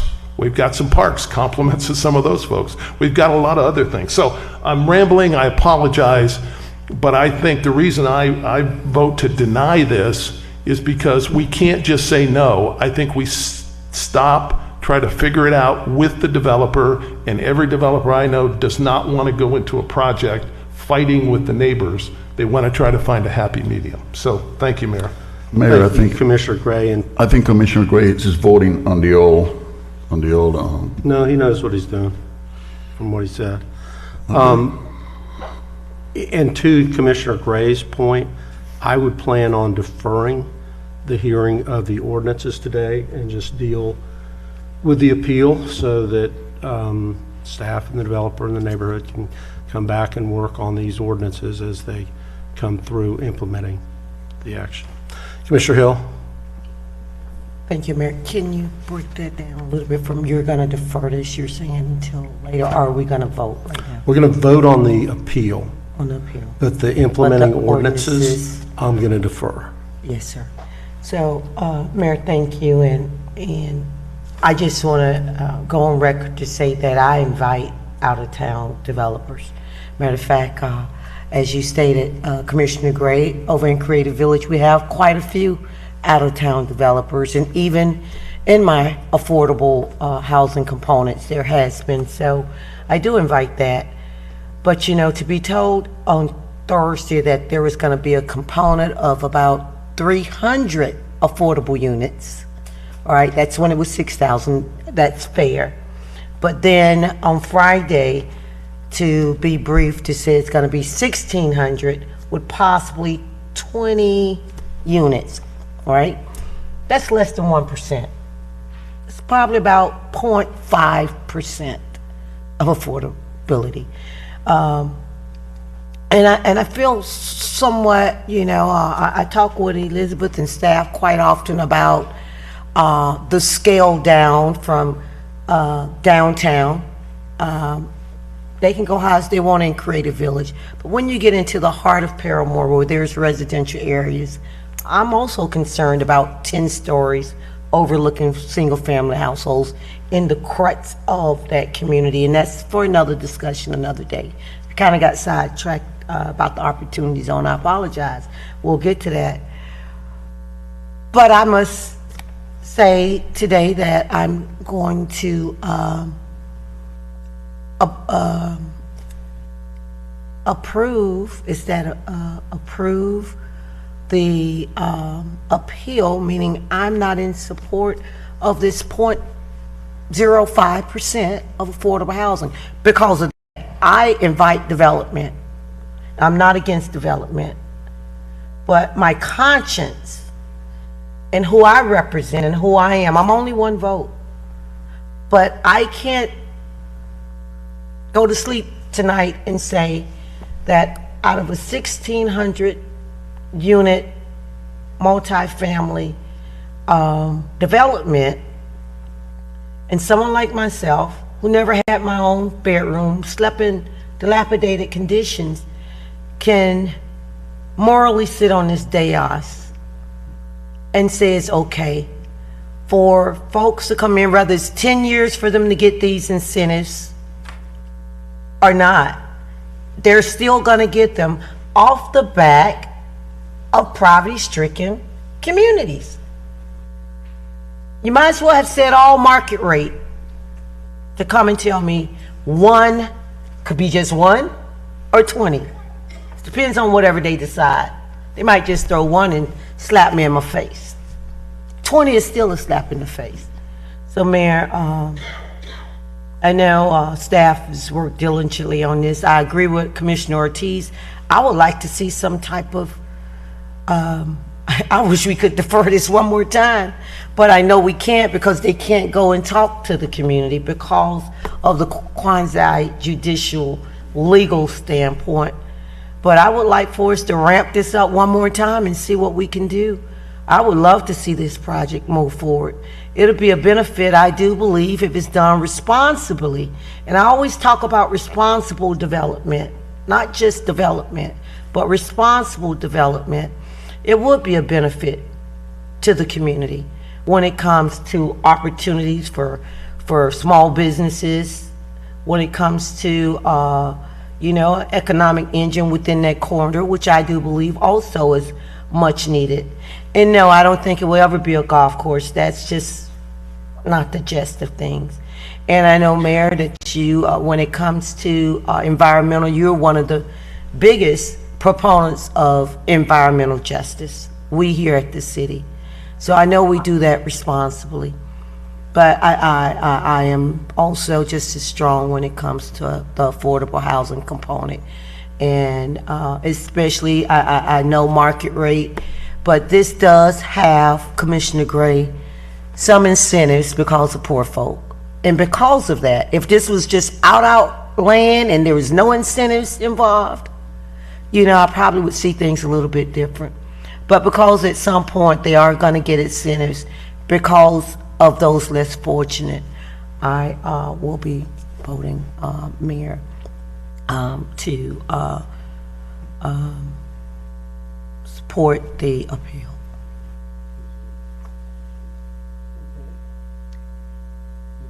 Mayor, if I may, there have been some misstatements I just wanted to clear up. All right, very quickly. And that is, we were promising not 1 unit, but we were promising 20 units. We can go to 30 units if that begins to move the needle for you, Commissioner Hill. And also with regard to setbacks and step backs, the buildings are limited to 55 feet within 140 feet of any residential neighborhood.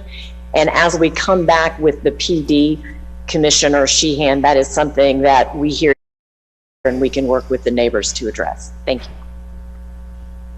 Commissioner Stewart. Thank you, Mayor. Thank you, Mayor. I got a lot to say. I'm going to try and do it very quickly if you'll allow me. Let me first of all say thank you as Commission for listening to the comments I made last time, and I appreciate that. That's really why we're here today, is to figure out how we can move this project forward in a way that's complementary to the community. I guess the question I really have is that what's coming to us. Well, I got a lot of notes. Let me put it this way. In my conversation I've had with our own planning department, if we took the underlying zoning of the local the adjoining property, and you applied that zoning to this property, that comes to 1,536 units of maximum capability. That is real close to 1,600. So I'm not going to squabble over a couple of those. A couple things to remind us from the last time is that this is a density issue that we're discussing. We're not discussing all the other issues that I'm going to just touch on in just a moment. It's a compatibility issue that I think I have a concern about. Commissioner Sheehan is on task. Superior design is that it is a one of those things that we have worked on for so long, and I've had the honor of working with her for 15 years about that. So compatibility to the neighboring area, it doesn't fall into that same general category, but I'm going to back off that just for a moment. Transition, I'm uncomfortable with the transition of that. So let me, and I guess Roy's listening. I know, Elizabeth, if you can help me with this process. If we support the mayor's motion, where and when does the community get a chance to come back and have input? Is that back in front of this council 2 weeks from now or 3 weeks from now, or is it?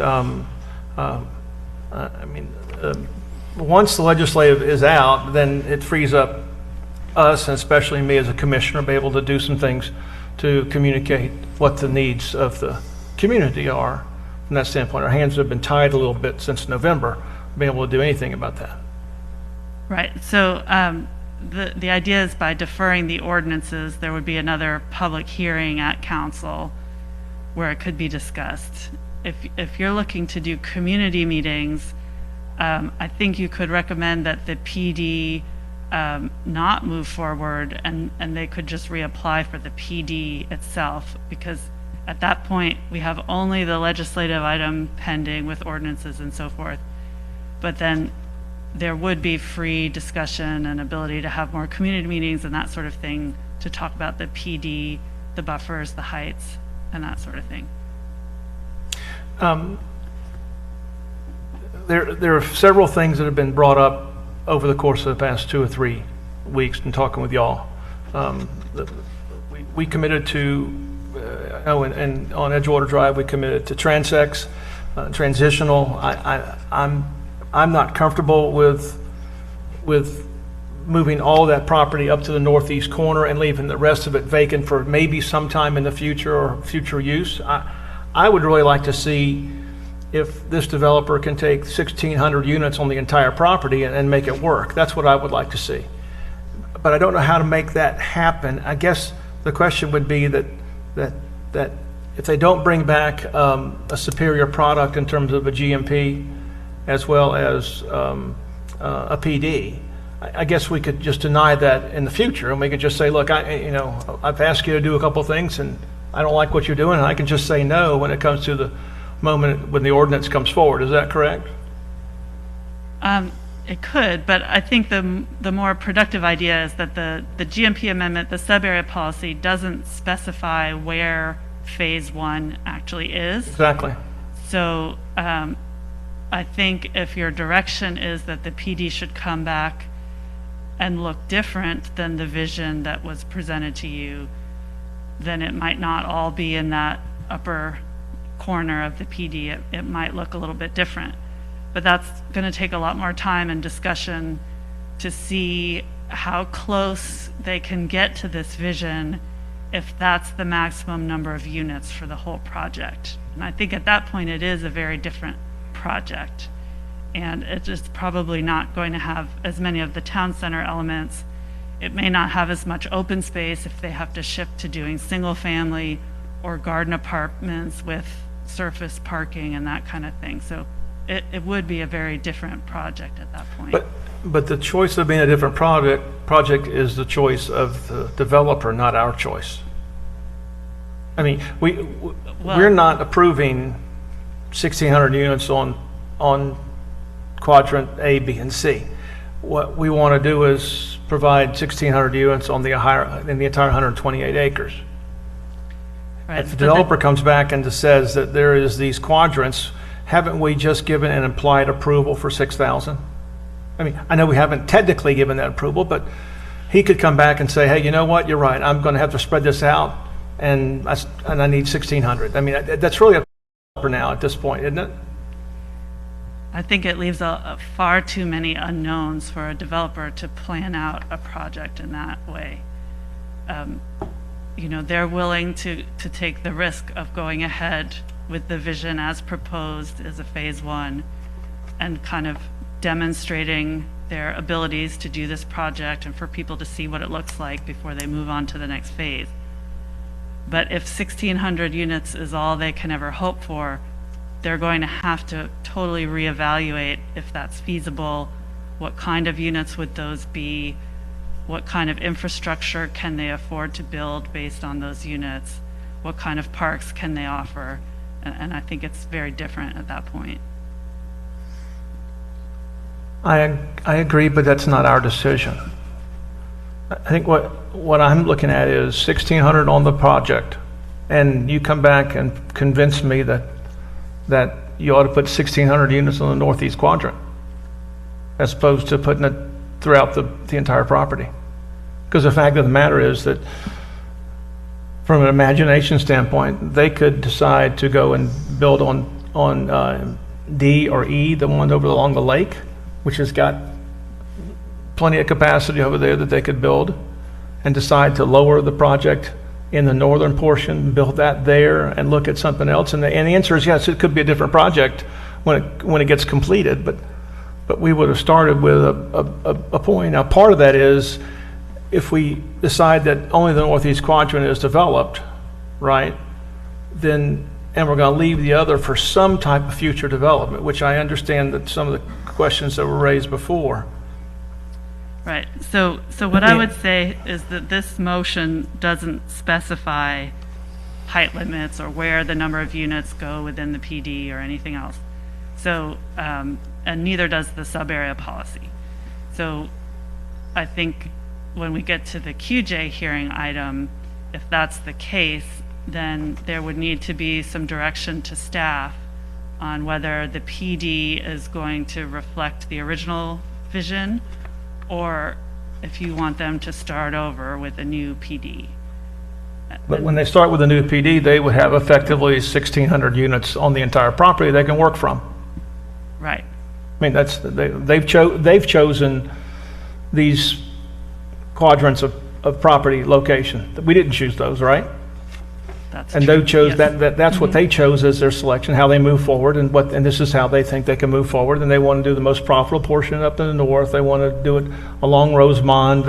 I mean, this is their choice, not ours. We're trying to figure out what works best for the community. I mean, so in a sense, if we say, look, 1,600 is about all we can do. You come back with the best plan you can for 1,600. And if we agree that the top three quadrants are the best plan, then we can move forward.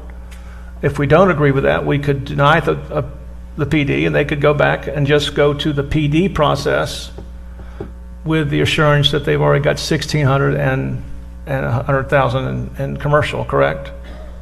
Yes. And that's just, I mean, that's, right. we've separated these two as they move forward. Is that correct? Yes. Okay.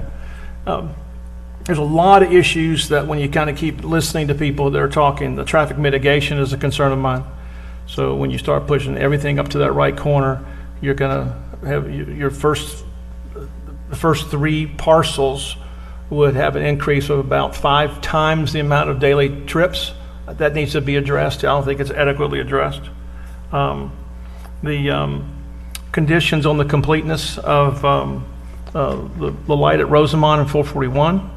I've talked to Chris Cairns, and he's got some suggestions about how to do the wording to make sure that we can get the assurance that FDOT is going to complete that project, as well as the incentive this guy can do the same thing in terms of his process. The property care and maintenance on the balance of the property, if he comes back with the first plan and says, there's another 100 acres of land, what's the property care and maintenance on the rest of it? Because I don't want to hear one more call about a coyote of the other 100 acres. The lake health is a concern. Lake Orlando is considered an impaired water body. So what is he doing about putting stuff into the lake from the area? And then the laydown yard, we talked about that briefly, that he owns the entire property. So I guess in a sense he has a right to use the entire property any way he wants to use it. But I don't think guys decided that they should have a laydown yard in their backyard. So how do we address that so that the last point is that they're good neighbors and good partners? And if I support the mayor's motion, how do we make sure that the neighborhood has input without having another 4-hour meeting here 3 weeks from now? If that's the case, then I would suggest asking the applicant to reapply for a new PD. So once that PD application is no longer on the table, all the QJ issues are resolved, they can talk to whoever they would like and put a new application together. So basically ask him to start over again, but he's got a whole lot more data than he had when he started, effectively. Right, and a lot more constraints because now it's just he knows about what we feel. Right. So we don't know if that's even a feasible choice. It may not. I mean, we always run the risk of having somebody just back out, but it's their money, not ours. And they have a right to make money at the project. They got to figure out how to make money. My business background tells me that there's a way to make money at 1,600 units over there. It's a $500 million project. There's a way to make money over there. But that's not my choice, it's his. Mayor, in light of some of the conversations now and clarity that Elizabeth has reported, and Becky moving forward with accommodating for a more affordable housing, I am going to support your motion. Say that again, Commissioner Hill. I say in light of Elizabeth stating that the community still will have input with the PD portion, and Becky stating that they're going to give more affordable housing, I'm going to reverse my initial response and support your motion. Well, in respect, we were always going to have community input in front of this dais. That was never the choice. But I understand. What's getting ready to happen is we're getting ready to become the MPP. The PD, yeah.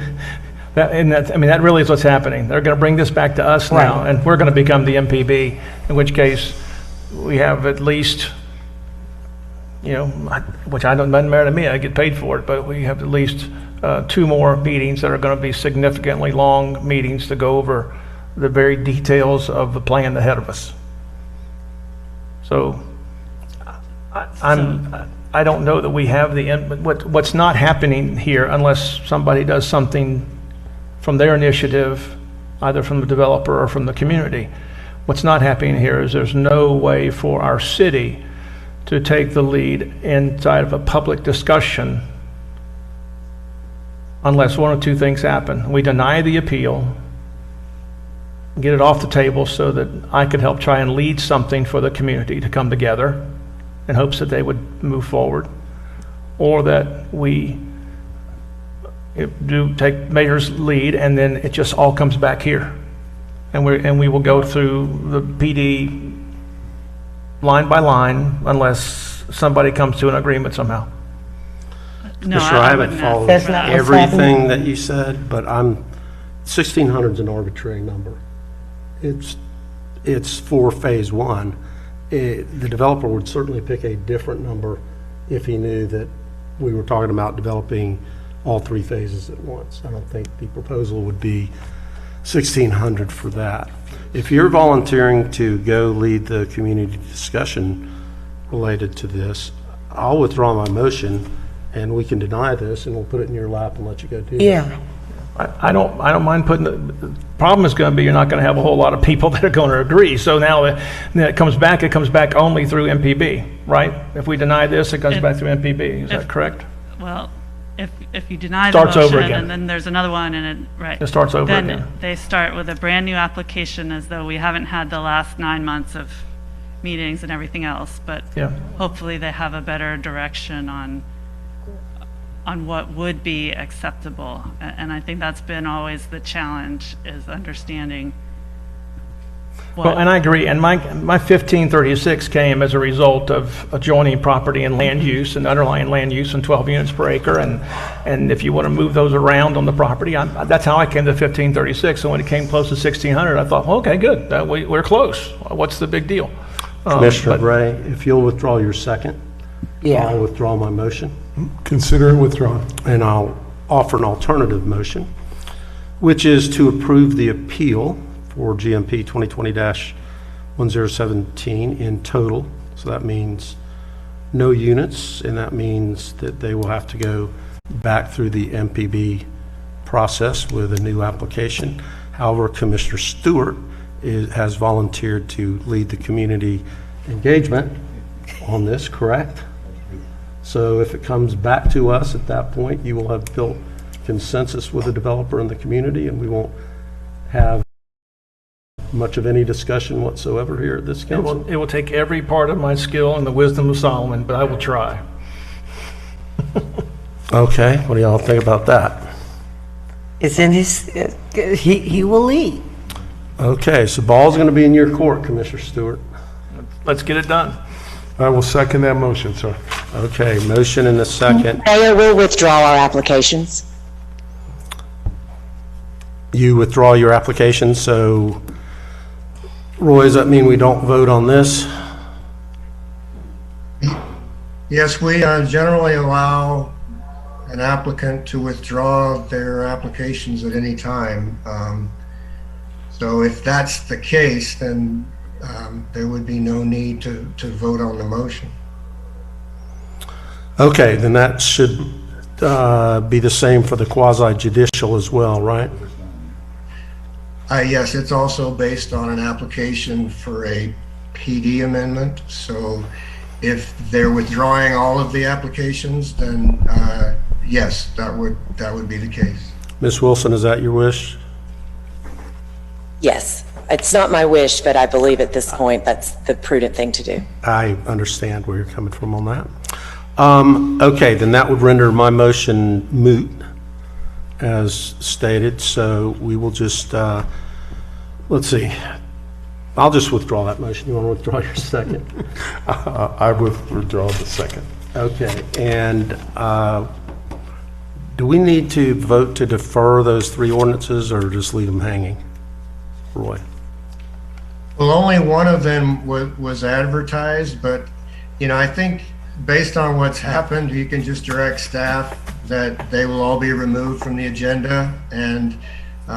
Okay, how about if I do it this way? Without objection, we'll defer the three ordinances. Is there any objection to that? No. And to withdraw the quasi? And we don't need to take up the quasi-judicial because there's no applicant anymore. Well, Mayor, on that one, we do have a recommended order that we're required to provide a response to, but I think just based on what's happened, we can take that as direction to prepare a revised order that Okay, denies. let's open the quasi-judicial hearing. I'm not going to take any testimony from either side and direct staff to bring back an order that reflects the discussion and decisions that have been made here today. Any objections? Sorry, Mayor, but if I've withdrawn all of the applications, I'm not sure there's a recommended order that we need to be heard.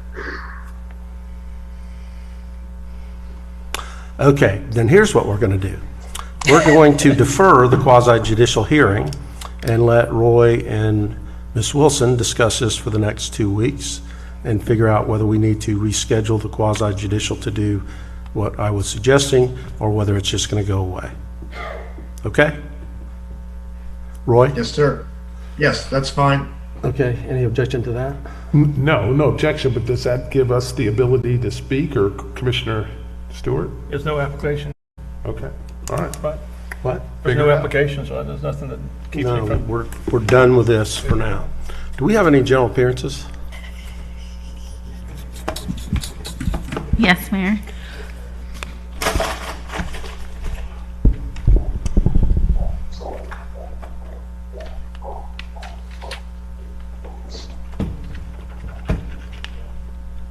Up first is Chaz McIntyre appearing on Hold Zoom. on, we need to are get you in gonna- the right place. Go ahead, Ed.